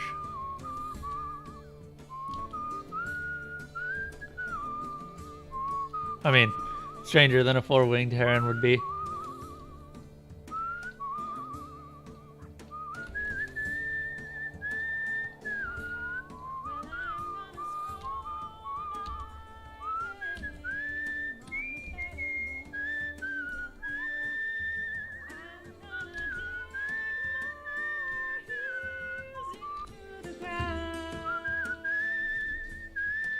I don't know why they don't just keep this going as long as you're holding the whistle button. Just keep the minigame going. No, if you fuck it up, then you have to hit the whistle button again, which is kind of dumb.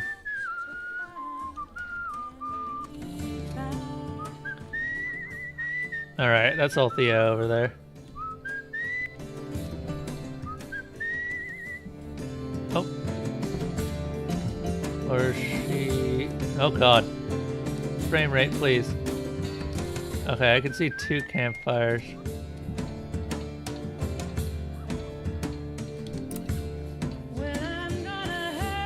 Hey, how you doing, Estachu?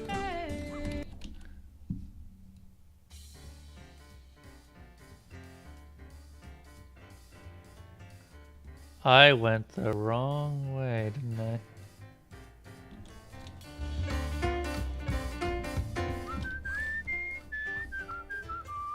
I wasn't expecting to end up near Cincinnati again. See what this upgrades to? The policeman in the truck on this corner is having a pretty wild argument with someone on the other end of the radio. No, he keeps saying, no way! You listen in as the man on the radio finishes a wild story about the vengeful ghost who kills anyone who summons it. I swear this is what happened, the cop over the radio insists. That's when it clicks. You know the story. It's a stranger version of the story of the ghost who punished spiritualists for their hubris, but with some bits left out or replaced. Ain't true, the cop in the truck sighs. If only he knew.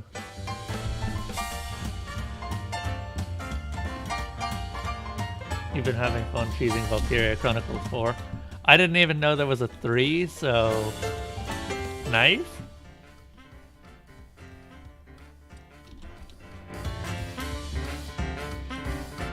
Okay, we need to go west. Oh my god, Compass, I would love to see you, but you are teeny tiny.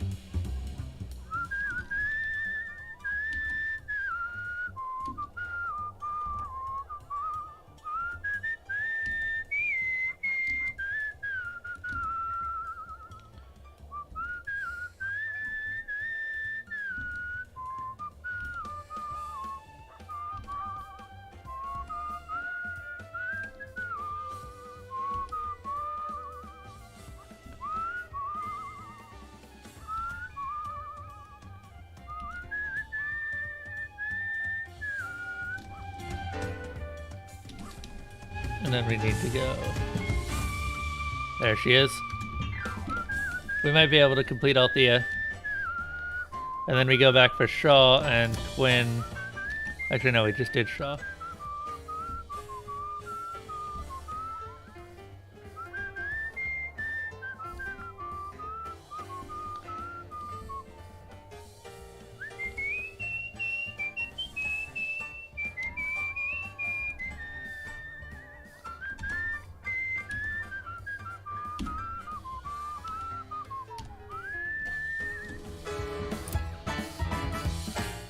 Drew was on Vita, which no one cared about.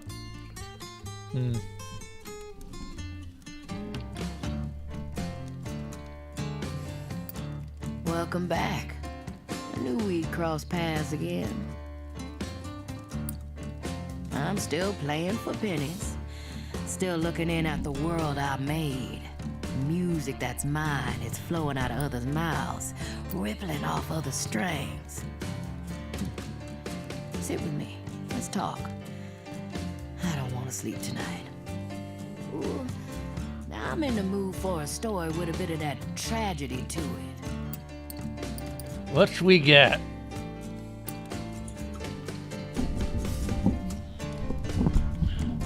I drink to that.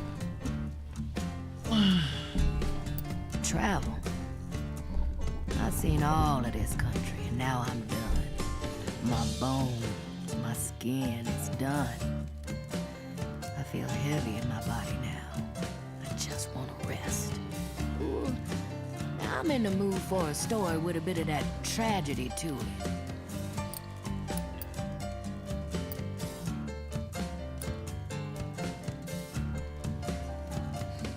I don't know if this one's considered tragic or not. Trying to scare me.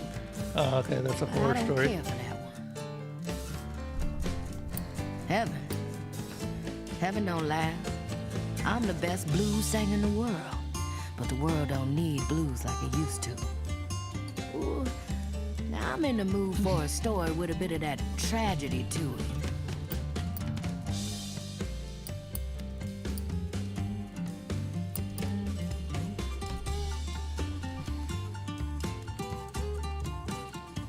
Oh, now that pain. Death. I'm dead. It's like Party. I don't get shows no more. Ooh.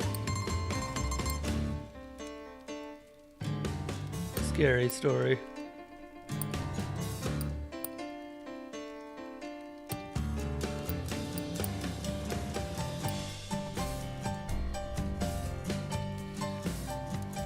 Oh, that's a scary one. There are dozens of us. I'm sure there are today. The past in my dreams.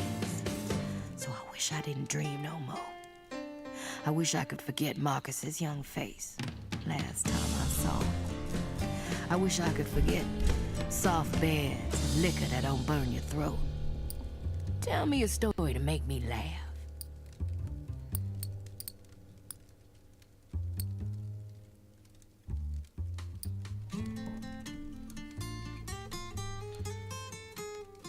Ain't that a chuckle? Traps. This life is a prison. And sometimes I laugh because I made it. I made this whole world, and now I'm trapped in it. So I lay me here, guitar in one hand, bottle in the other. I wanted to be the best blues singer in the world, but the world left me. The devil don't give even deals. He knows you better than you know yourself. The devil gave me everything, but he took everything too. There's no running left in me.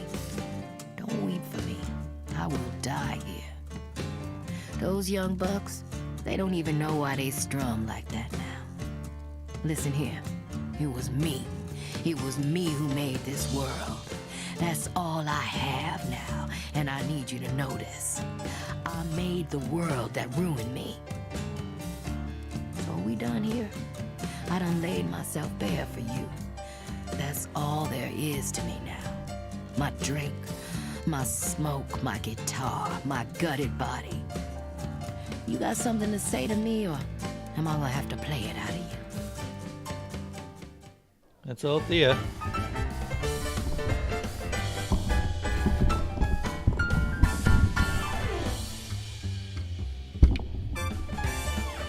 The rear truck was a mistake, but otherwise the Beetle was well designed. A well-designed piece of hardware. If only more people understood that.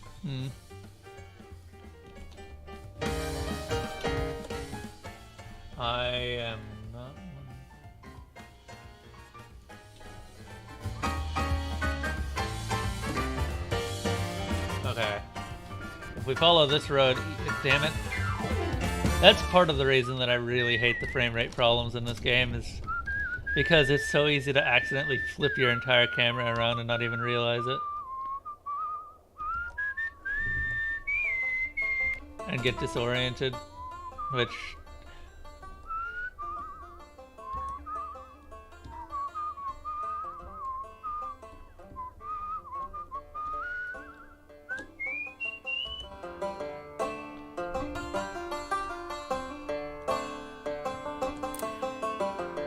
She waits by the ruined mill, in an overcoat 2 sizes too big. Look, over here. Look at this. She yells. This only happens once every 10 years, for Christ's sake. Steadily, the darkness draws across the sun until it is almost total. She clutches your hand tightly. I've never seen this before. I've never seen this. The sun, obscured, throbs and expands, raging against the night. Sorry. Wiping my glasses a little bit. The eclipse breaks. The sun surges forward, screaming, burning, writhing in torment. Your eyes burn too, as if in retaliation, as if your witness of the sun's humiliation constituted some great insult. You look at her. Her eyes are bleeding. We done saw an eclipse. The real deal.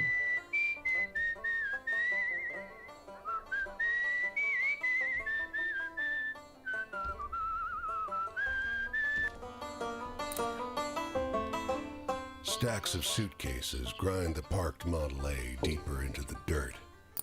An extended family inside defies the carrying capacity of the vehicle. The driver leans out the window. Want this? He swings a violin around by its neck. 10 bits. We need it for gas. You hear a muffled pounding from somewhere within the car. 6 bits then. We need it for gas. The pounding becomes frantic. The violin is yours, and the car shudders down the road.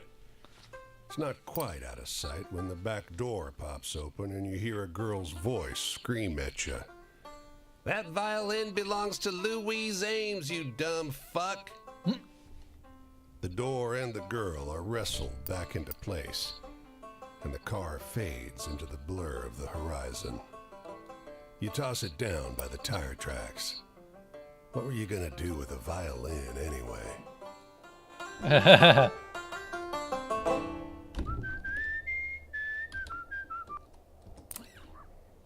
upgrade a story real quick. Don't know which one this is, but I want it.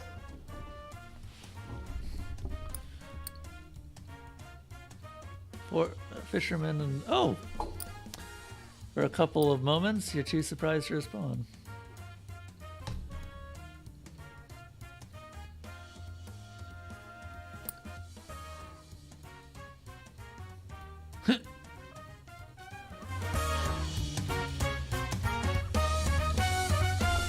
The talking seagulls.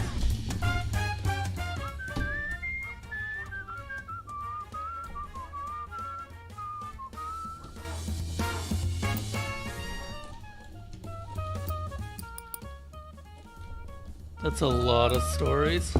Just a moment there, he says, shaking your hand. I'm Paul Dalhart from the Republican Herald. You may have heard of it. Syndicated in 6 counties. Well, no matter. But listen, you may have noticed a vocal few out there, I call them naysayers, who throw up their hands and fly the white flag as soon as life gets a little tough. But wouldn't you agree that it's never been a better time to live and do business in this country? No. Ha! Pessimism, negativity, faint-heartedness. He claps his notebook shut. If there is to be an end to the great American experiment, it'll be your attitude that writes it, not mine.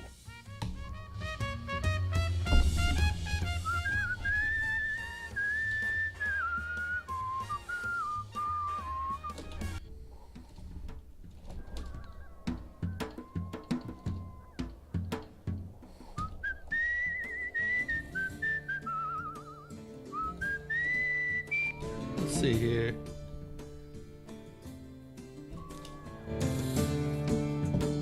There.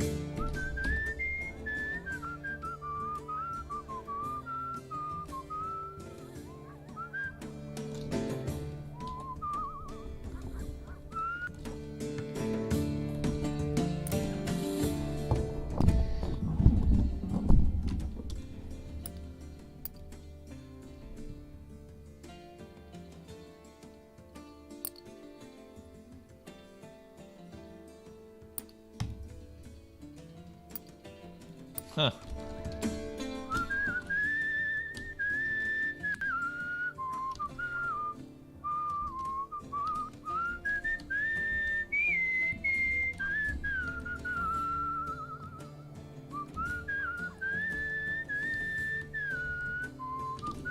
Another one?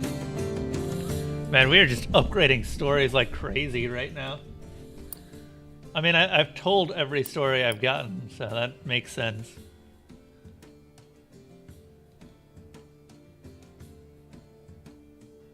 Tale of a Confederate ghost who hunts, haunts, and murders Yankees.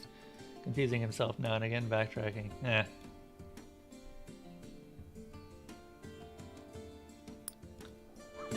What's it called now? The Confederate ghost who hunts, and murders Yankees. Got it.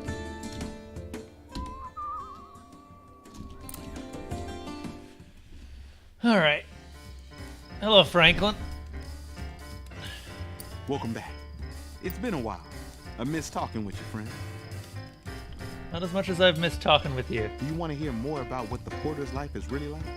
The truth, not the happy man's? I can tell you about what it's like, and about Mr. Randolph and the Brotherhood of Sleeping Car Porters. It'll ruin the illusion, but I think that's for the best. Anyway, I'm in the mood for a good happy... We did just get a good happy story.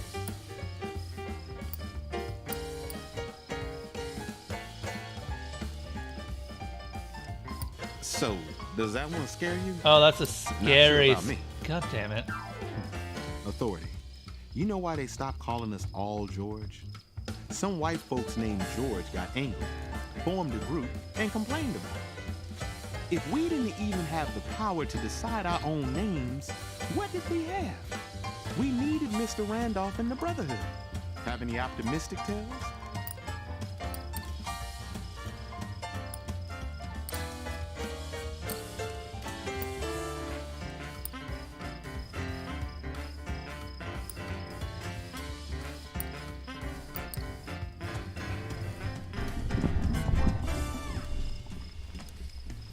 Just like I told you, friend. Miles of smiles. Home for a porter is the next train station. It's a warm Baker heater stove in the middle of cramped living quarters. Have any optimistic tales? I'd like to hear one of those.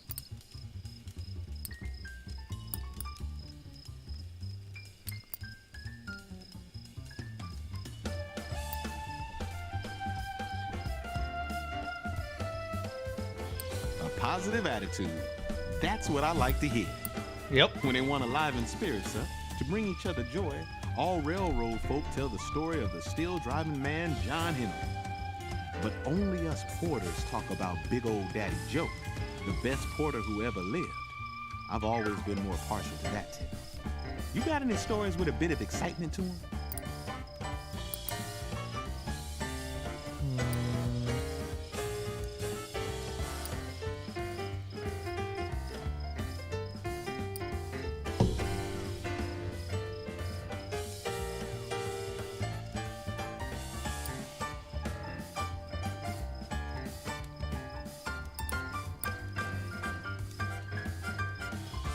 I don't know which one this is. I suppose that's someone's idea. Oh, that one's hopeful. Travel. It's not just people riding on these railroads. See, most days I'll pick up a newspaper or a magazine or an album somebody left behind. Then I'll give it a read or a listen and maybe even sell it someplace where they don't know Bessie Smith yet. Anyway, I'm in the mood for a good...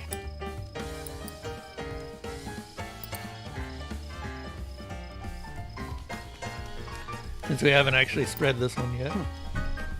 Who finds that one funny? That one's funny. I made my choice. But not every porter I knew wanted to join Mr. Randolph and the brother. See, they had seen friends fired for much smaller offenses and didn't want to ruin the good thing they had. But it was the only choice for me. Don't want to hold you here if you need to be going. I've got to be going in the morning too.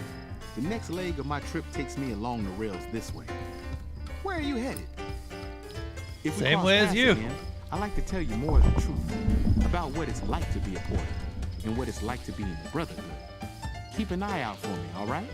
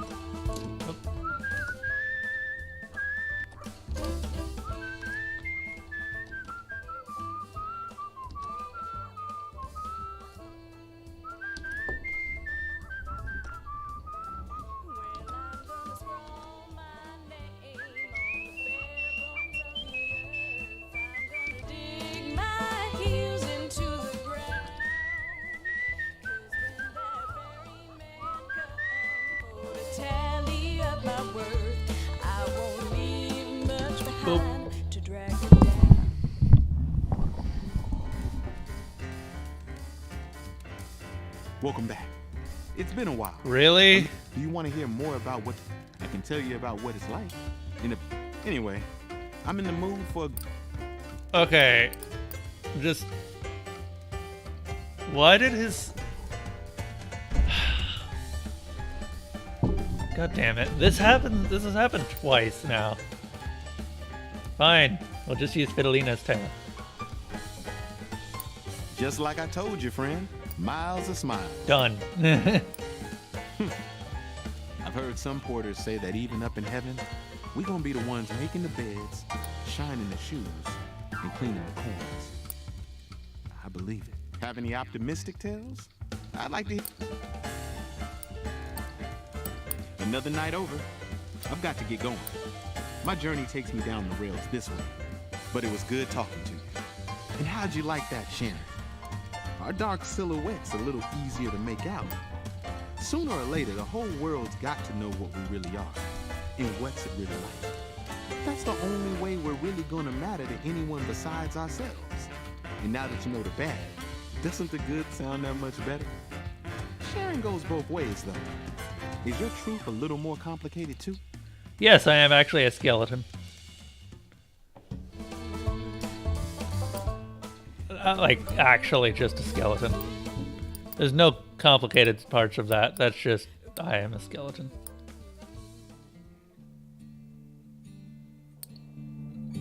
Huh. You know, I didn't even realize that this is something that you could do.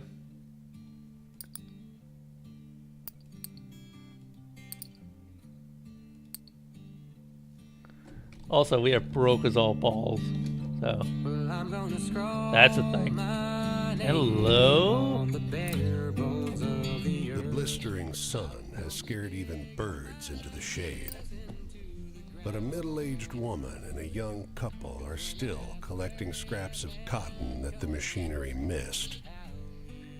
With a ragged voice, the older woman calls to you. Got any water? The three of them rush over to you, suddenly reanimated. They pass around your canteen. When you get it back, it's empty. The woman squeezes your hand and sighs with relief.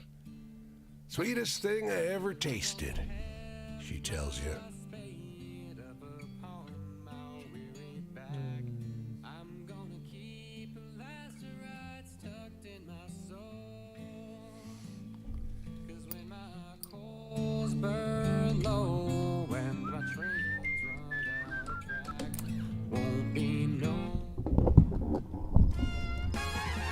Hello, Dupree. You look good, honey. You got a life? You like a good story? Yeah. I like to hear about people and make bets with them. I like to hear about the weird, handsome people. Get convinced by the rich jackasses who'll play blackjack and lose into the night. Dames who are lit cigarettes burning to the end. I want to be around furious people who use me and I use them. Are you one, stranger? Come close to me. Hey, got any exciting stories? Like the movies? Like the movies? Yeah, we actually do.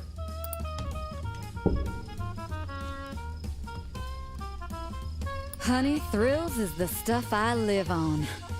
That one will keep me going. A long time ago, I left that little hole I grew up in and started to make my home wherever I was. I don't regret it. I took a pack of cards and hopped on a cargo train. And when it stopped by someone interesting, I'd let them take me to where the law can't see. And you know what's home in this here country? People. No one loves harder and tries harder than these countrymen.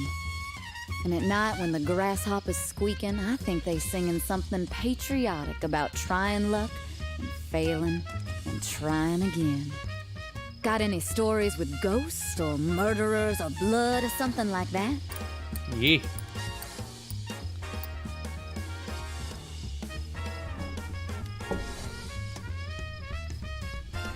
God damn, you're giving me the chills, sweetheart. I remember my stepdaddy. He had a soft touch for me. A handsome, low-voiced man. Mom never did trust me around him. He taught me how to grift. All you need is that light touch, he said, and look 'em in the eyes and tell 'em the truth they want. And you know, I always was good at that after. I know what it's like to have those eyes turn towards you and make you feel like everything. And then to be in the cold and dark when they turn away. Got any stories with ghosts or murderers or blood or something like that? Next time, let's up the stakes, shall we? Sure. Why don't we spend some time with bourbon and 5-card stud? You bring the bourbon, of course. And when the moon's fuller, I might let you in on some secrets on life. Have you any? That was The Gambler. We haven't actually been to Miami, have we?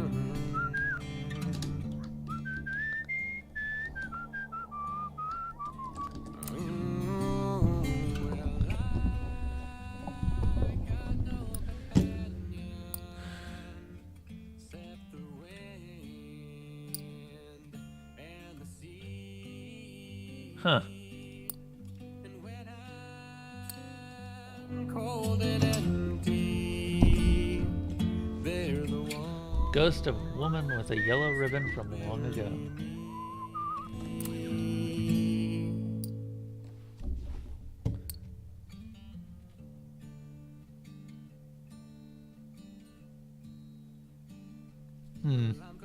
Seagulls scream overhead as you mosey down the beach. Out at sea, ships crawl along the horizon towards the harbor. The sun's a little intense, so you search for a scrap of shade. You've enjoyed a break on the beach, staring off the edge of the world. But the sun is starting to go down, and the breeze is getting stronger. As you're about to stand, a man plonks down near you. He sits a polite distance off, but looks at you expectantly. He smiles weakly. I just got fired. First Spanish-American radio host in the state, and they fired me. They needed to make cuts, I get that, but I'm twice the... He trails off. I don't know what I'm going to tell my wife. I could try the docks, but there's already more men than jobs, and I could barely support the family on what they pay. He hangs his head. And my boy, I can't bring myself to tell him. I don't know what to do. He calms as the sun drops below the horizon. An expanse of darkness is ahead of you.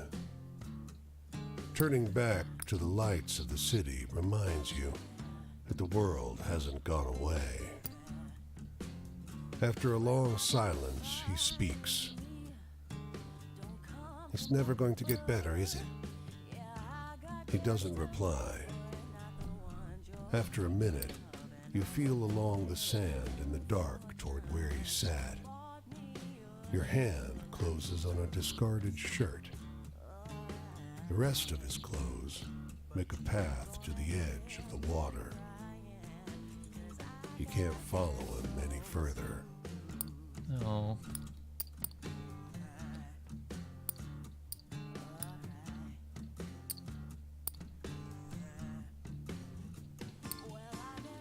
God damn it.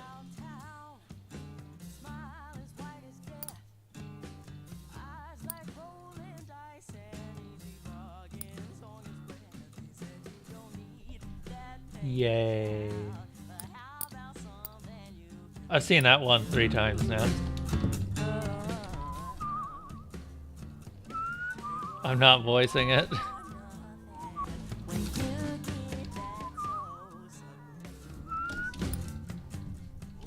Hang on a moment. Ah, there is one here.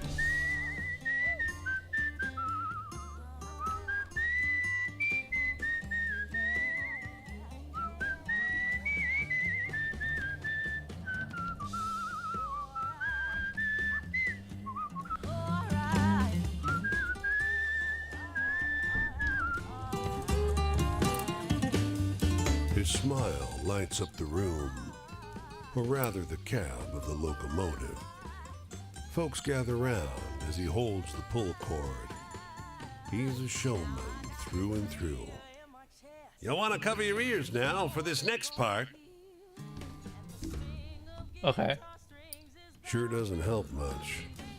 Engineer pulls that chain and the whistle blasts inside your skull. He just smiles through it all. Man must be half deaf. A round of Darnation erupts from the small crowd. He passes out bubble gum to the shell-shocked kids, half of them in awe, half in tears. Remember now who gets you there on the advertised. Casey Jones. Everyone's all talk as they head back to their seats. That engineer sure is handsome. Gosh, and that whistle sounded just like a whippoorwill, didn't it? Ain't this the way to travel?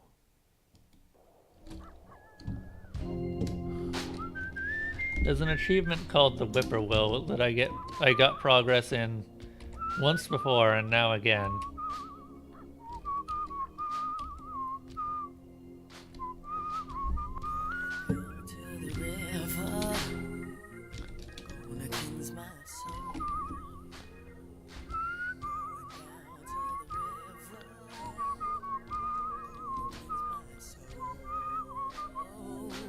I don't see any way to progress.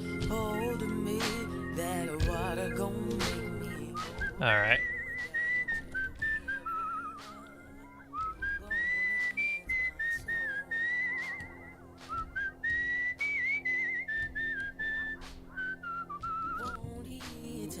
Damn it. Oh my god. Okay. What I think I'll do is I'll wrap up the priest story. And we'll see where we are from there.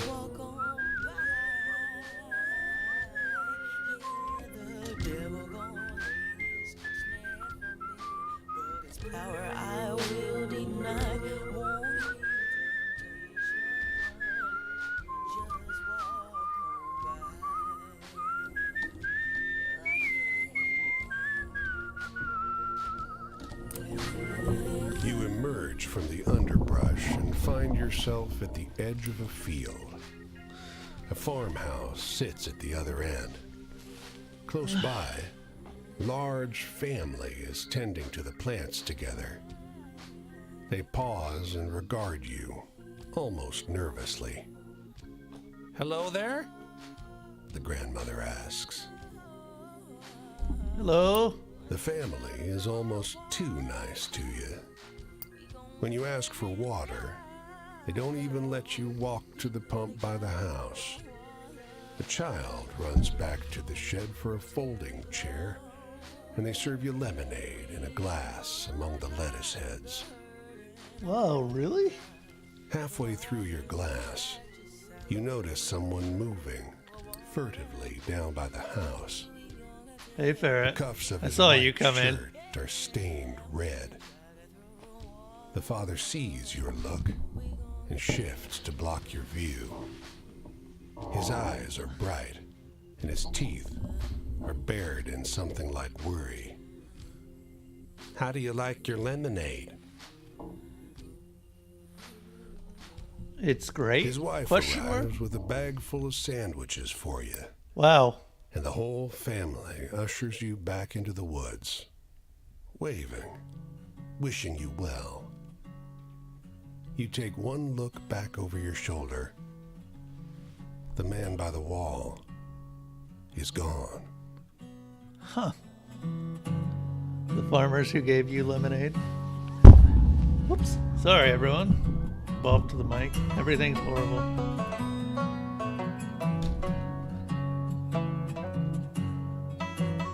So I know that there's something.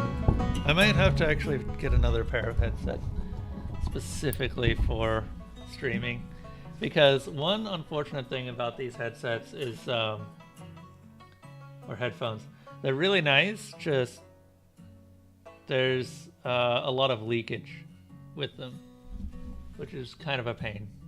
I don't know if you guys can notice it much, but it is kind of noticeable for me.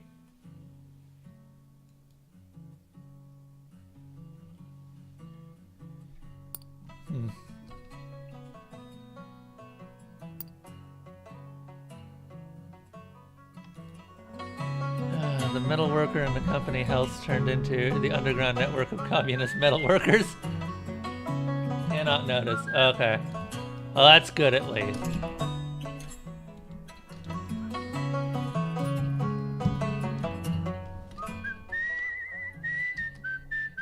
There's another one over here.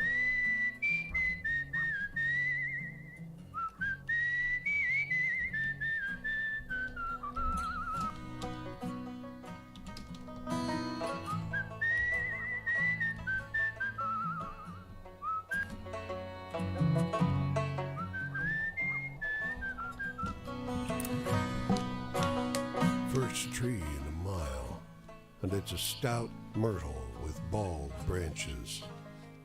No relief from the sun out here. Yeah, trying not to do that. Someone hadn't replaced them all with dusty glass bottles.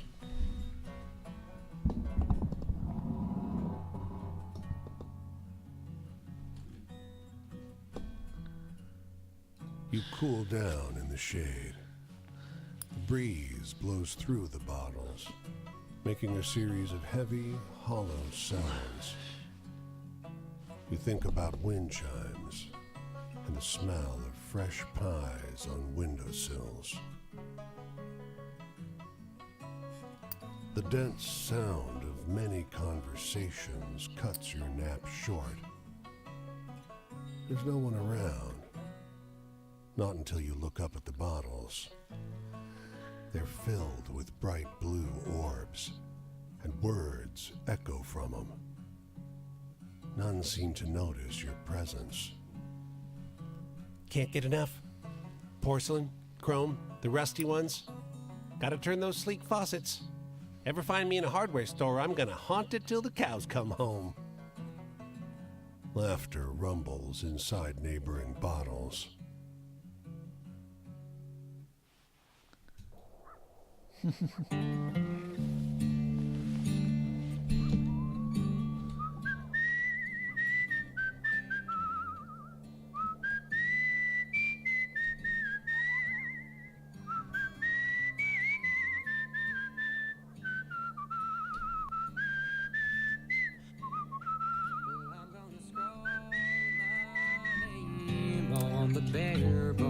He's small for his age. Boy of 13 or so, sitting on an upturned bucket by the side of a tiny wedge of farmland. The dog, as though by contrast, is massive, an enormous yellow-brown mutt. He's called Rover, the boy explains. Pa says he can't come with us. Come with you West. You notice the Model A truck on the yard, piled high with furnishings and trunks and bags and knots of rope to tie it all together. And upon all that, too, yet more dust and grit. Pa says it has to be better. Why With can't one Rover? toe tip, he scratches a parabola on the dead, dry ground. Pa says we can't afford to feed Rover no more. You can't tell where the blonde of the dog's coat ends and the omnipresent dust begins. Same goes for the boy's hair. Will you take him? Rover follows you eagerly after you feed him the tiniest sliver of jerky. But a few hours later, he snaps to attention, as though hearing some distant noise your ears can't catch. The last you see of him are the markings left by his dirty pelt on the leaves of the underbrush.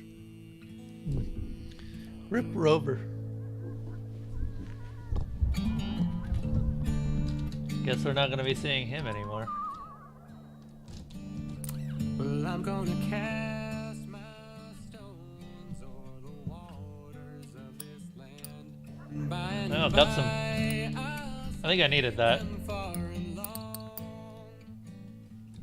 My God, just look at this journey log. For to take me hand in hand, this will be my tale, my vagrant song.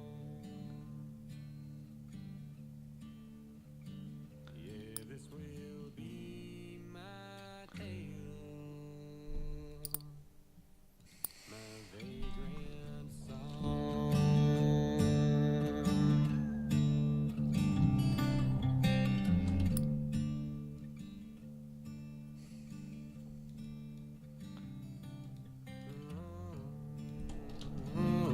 There's a lot of unseen stories in Tallahassee.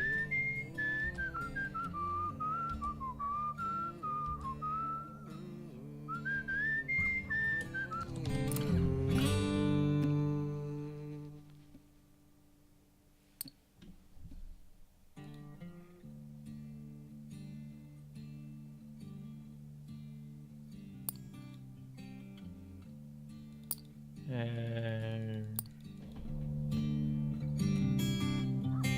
another one that's fully leveled now.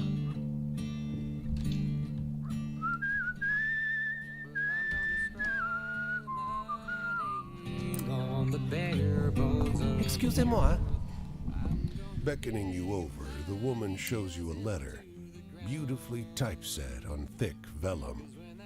You're struck by the scent of a fancy department store. She points on the parchment to the address. This address, you know? You are dismayed to read the first paragraph. Oh. Lorem ipsum dolor sit amet. And the address under the monogram in the letterhead. 12345 Road Street, Anytown, USA. The woman blinks, hopefully, leaning close over your shoulder. Yes? You know this place? She asks. Poor woman. She's been tricked. What do you guys think? Put her down easy or make something up? I'm gonna go grab something to drink real quick, because I haven't actually had anything to drink. I had something to eat already, but I should probably go grab something to eat too soon.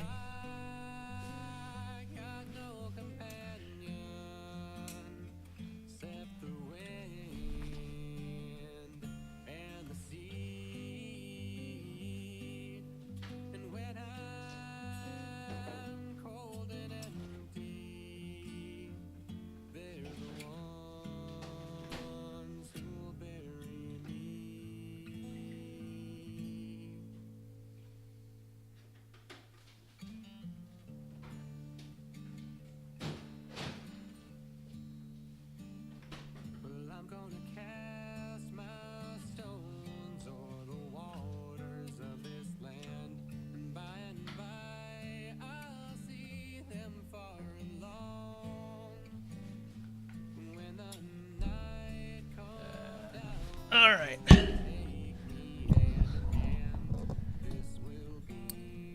This let her place down. doesn't exist, you try to explain as loud and slowly as possible.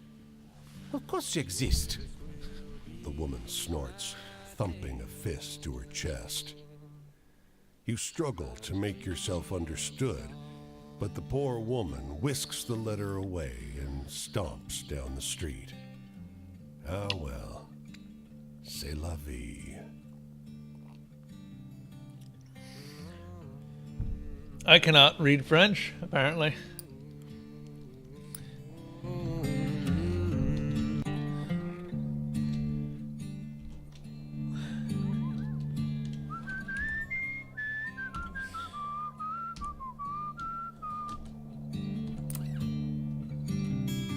Hey, Dupree.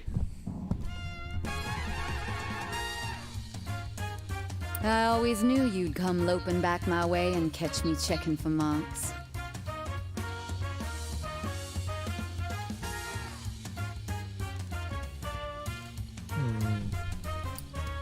How you been, traveler? I'm afraid I got myself in some damn tight spots since we last made bets with each other. It's the way of the world. You give too much, someone gonna take away too much. Just don't mind me if I seem like I'm wincing. It ain't you. It's just love making its way to hell. Come over. Come sit. Hey, got any exciting stories? Like the movies? Like the movies?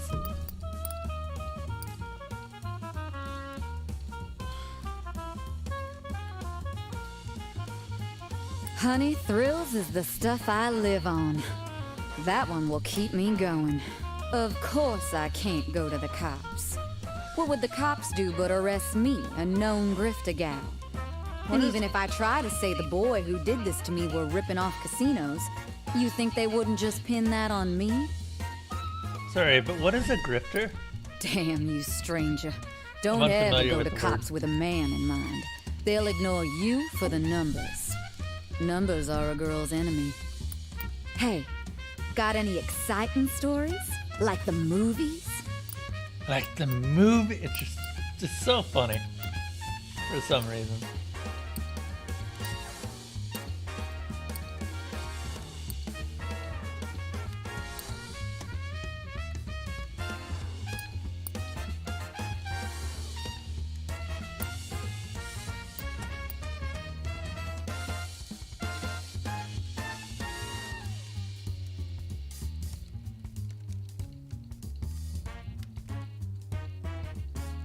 Huh.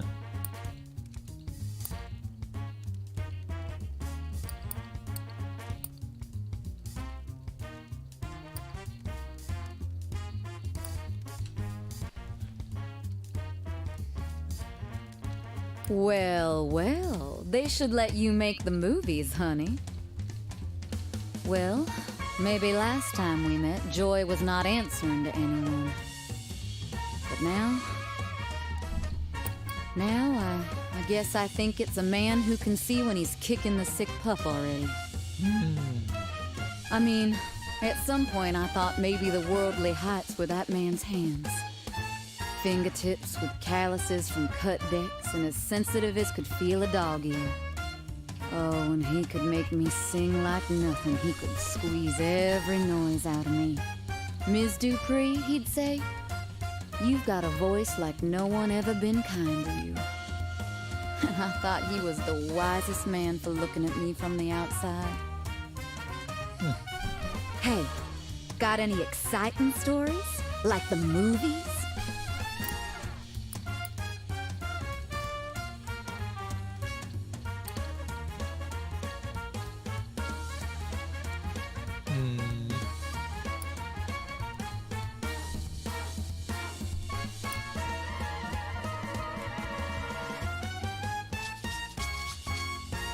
Well, well, they should let you make the movies, honey.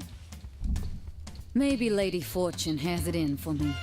I've been losing recently, on a tilt since he left, like a branding iron ain't ever left my skin. When I was younger, I hadn't seen all the ways you can lose. When you're young, you don't even have nothing to lose. You can eat what you like and nothing give you indigestion. Now I don't say hello at gas stations in case someone somewhere trips on me. Hey, got any exciting stories? Like the movie? Jesus, she is just entirely about the exciting stories, like the movies.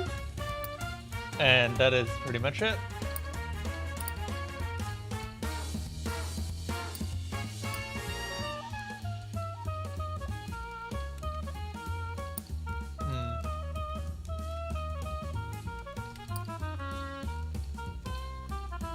That one's considered funny.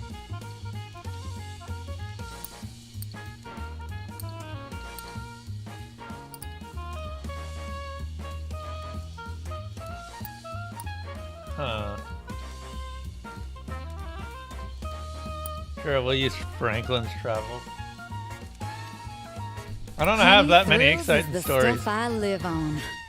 That one will keep me going. It ain't possible to live in a world without men, and so it ain't possible to live in a place where things ain't taken, you see? I think I do. And it makes it worse if you love 'em. I met a no-shit blonde once who couldn't have stolen anything from me, she was that sweet. And before I could love her, a man took her and we were all back to taking again, and boy, you couldn't blame him, could you? I never did. Hey, got any exciting stories? No. All this heavy stuff? It's nice to have someone to pay attention. Soothe my bruises, let the dice be. You want to play a few cards with me before you move on? Of course you do. Let's play slow for a while and you tell me a tale?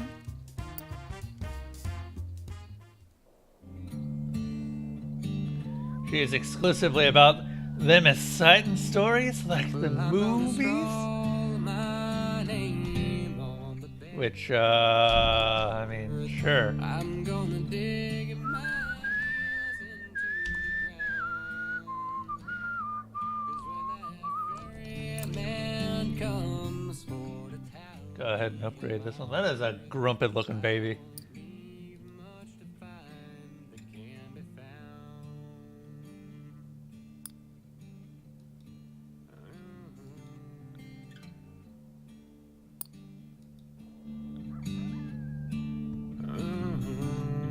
The Nain Rouge of Detroit. Huh. I'm gonna heft my spade up upon my weary back. I don't, I'm gonna keep a last I don't think think I've met this guy.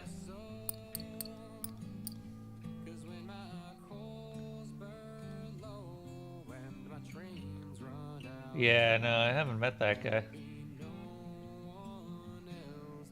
I also am not 100% sure I can actually complete Dupree's story.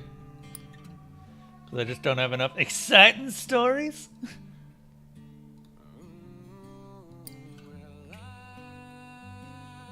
Well, we've got the stories that could be used for anything, the wild cards.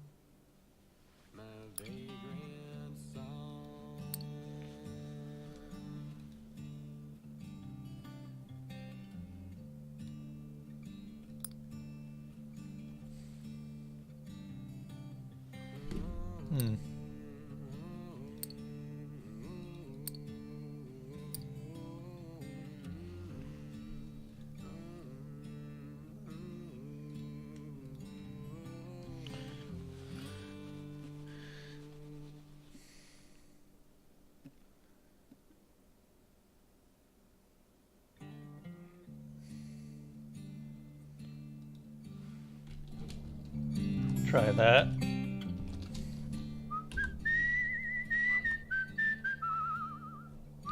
Some of those definitely aren't what I'd consider exciting stories, but I need to spread some stuff around anyway.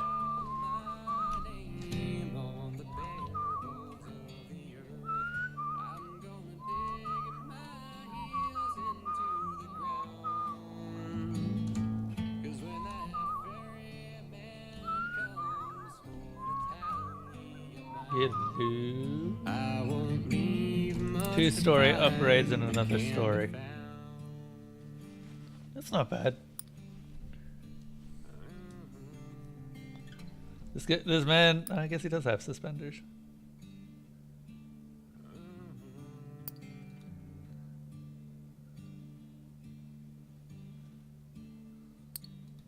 Well, I'm gonna heft my spade up upon. Electric lamps stipple the cotton field before you with an orange light, moving like a group of lethargic fireflies. From the field, the voices of the workers reach you in a soulful, united song. You're gently lulled to sleep as the song floats over you. And oh, Lordy, pick a bale of cotton. And oh, Lordy, pick a bale a day. You're pulled out of your slumber by a woman's pained scream and a collection of shouts rising from the field. The woman's screams taper off, soon replaced by the raw cries of an infant. Applause briefly fills the night, eventually fading back into song. Oh, Lordy. You wake up to the gentle crescendo of the worker's song, unsure if it ever ceased at all.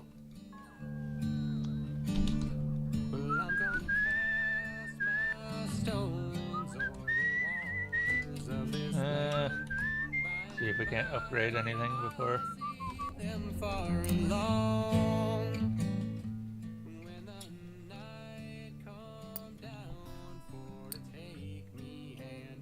Duckmaster Edward D. Pembroke.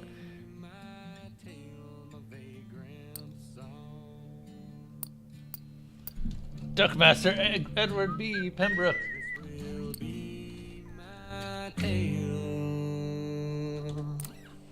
Hey, Dupree.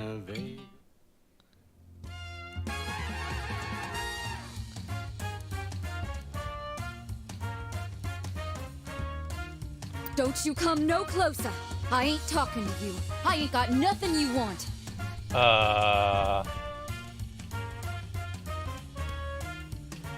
Yeah, Farrah Stay back ended up there. I got gifting a the gun Adam on me. RPG. What are you doing here?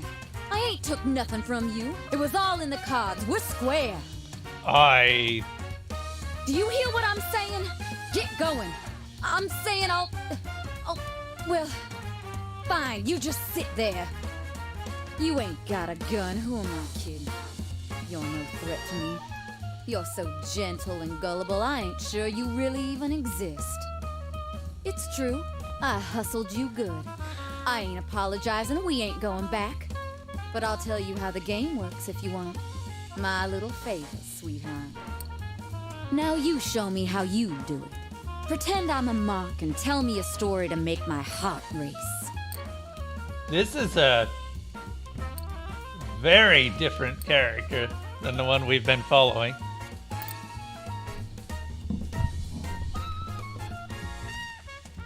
Haha, good one. Exciting enough to keep attention, but true enough to trip 'em up. Oh yeah? And what you gonna say to the cops? This lil girl robbed you? You are a cat. We were playing cards, sweetheart, and you lost fair and square. And you can't say I cheated, because if you say that, you gotta outline exactly how I did that. And I can see by your face you've no clue. And still, cops would rather arrest you for this injury, see? It's still here in my side. I'll tell 'em it was you. Now you show me how you do it. Pretend I'm a mark and tell me a story to make my heart race.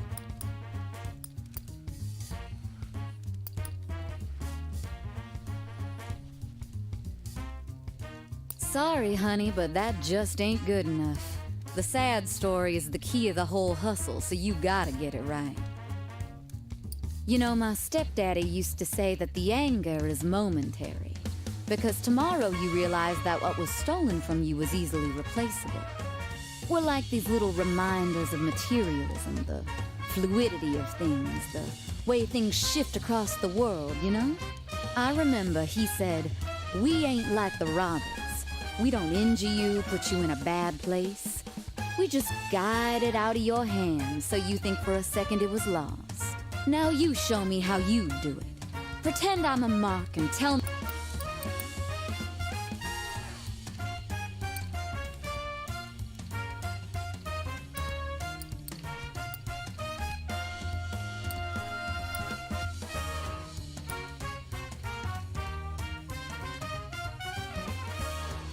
Sorry, honey, but that just ain't good enough. The sad story is the key of the whole hustle, so you gotta get it right. Oh, don't look at me like that. You knew what I was when you found me the second time. You knew I liked to play the cards and roll the dice and do the extra change trick in gas stations. And if you didn't, why, you're a little thicker than I thought. I'm sorry it worked out this way, but heck, I get by just like you do. And who's to say you ain't stolen this all from someone else? Now you show me how you do it. Pretend I'm a mark and tell me a story to make my heart race.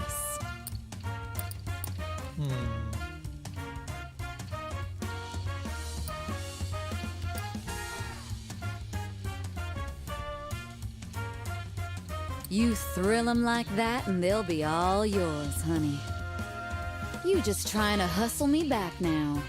It wasn't nothing, we was talking. I took a little time from you, a little empathy is all. I didn't steal nothing you wasn't offering.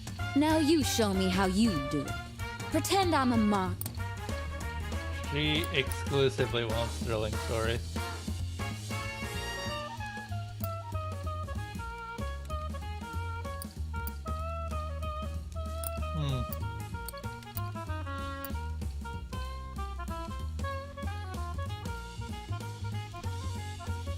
You thrill 'em like that and they'll be all yours, honey. You wanna try to come near me? Just you try. I wriggle like a fish and I know every soft and squishy part to punch. I'm a good winner, I promise. The winnings are valuable to me, I need them. Sun's up, so get out. You can see your way to walk, so you ain't got an excuse. It's time to leave. And don't you go where I'm headed. That's my territory next. But, well, okay, you ain't no competition. You're like a little flower waiting to get cut down by the plow. I hope you've smartened up a bit the next time I see you. She is an angry kitty. Alright, let's go over. Oh, hey. Story upgrade. I wish you could just skip through these, but for some reason you can't. They're the only ones you can't skip through, and I don't know why. Old Barney the Scarecrow. The Scarecrow possessed by the ghost of a vagrant.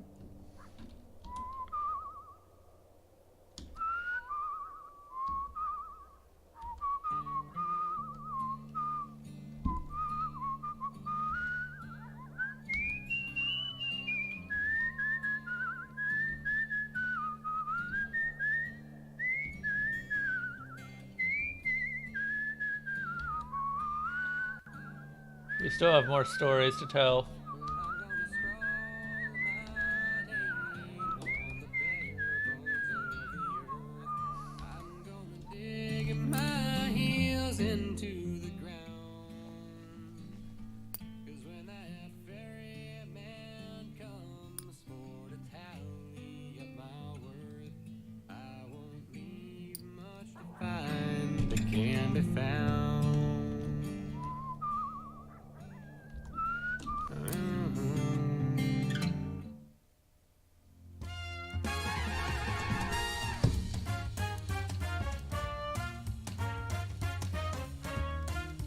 You again?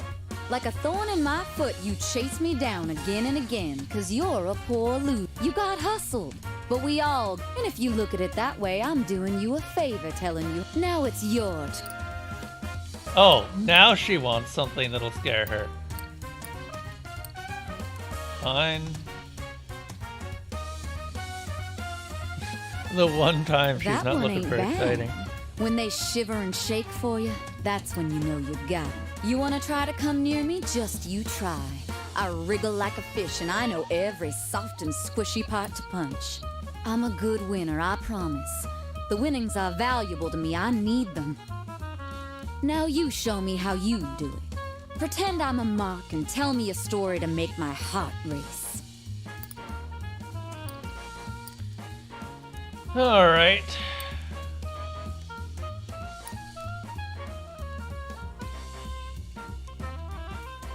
Haha, good one.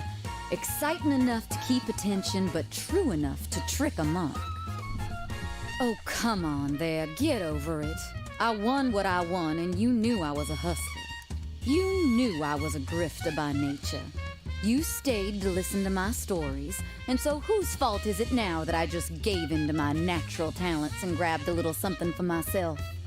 Does it hurt a little? I'm sure it does. Now you show me how you do it.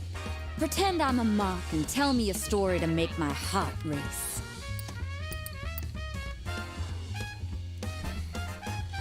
This'll be the last one. You thrill 'em like that and they'll be all yours, honey.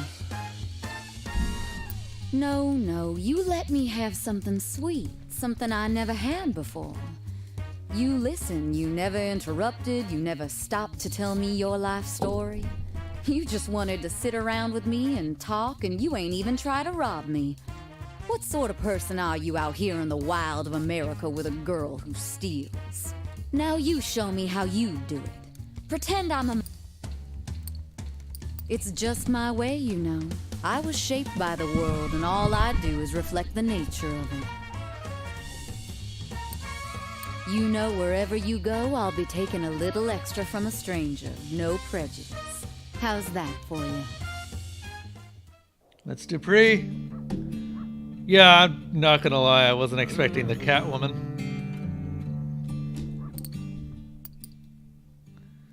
Alright.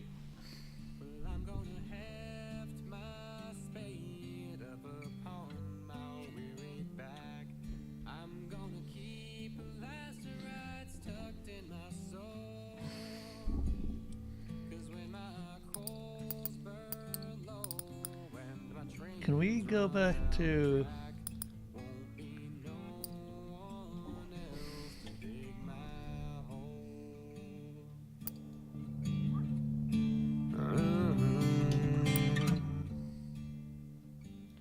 Nashville, Tennessee.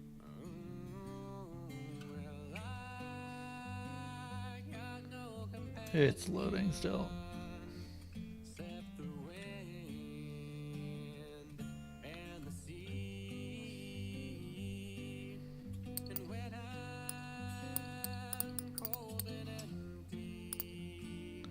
Where is Birmingham?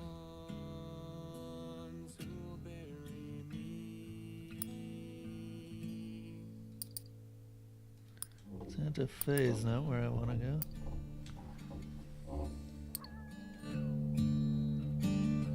Well, I'm gonna cast my stones o'er the water. That's even farther from where I wanted to go.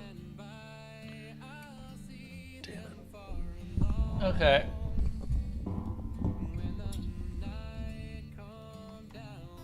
Because I wanted to go back to here.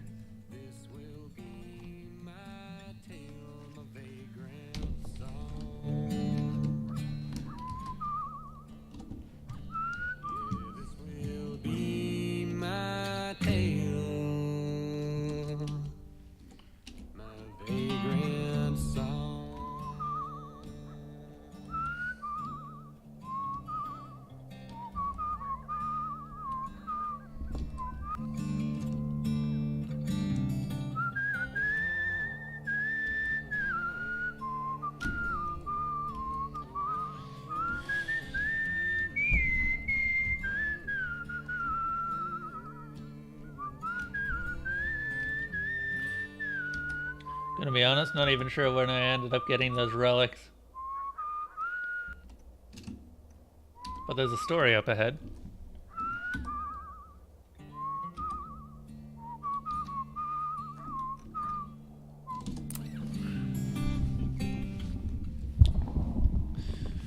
Keep upgrading.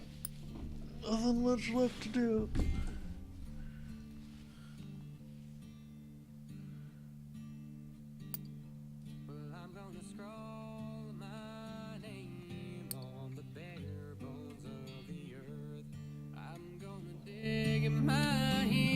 Killers in the streets.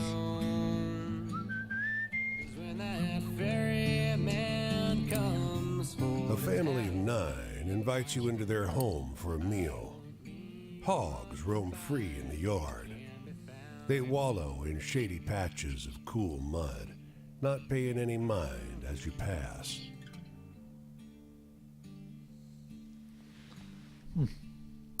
During supper, the hard wind puts an awful burden on the walls. The glass dishes rumble on the table, but the mother seems calm. Can't butcher a hog in these parts without me, Ma, hollering for pig's feet. Hey, Star.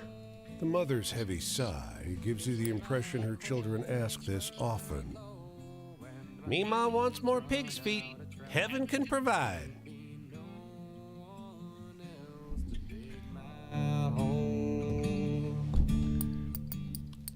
That is our very first Star one.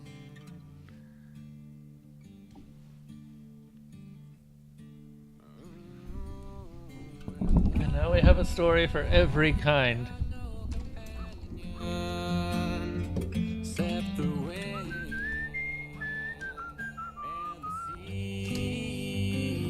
That being said, I think I'm going to go ahead and take a break here. So, I want to thank everyone who has been watching. And thank you all for joining us around the campfire tonight. Feel free to stay until dawn, but the stories are done for now. You can join the community at Discord or support the campgrounds through all of the usual methods: follows, Patreons, donations, subscriptions. There's also a Humble Bundle link that gets you something in return for your donation. I will see you guys all later.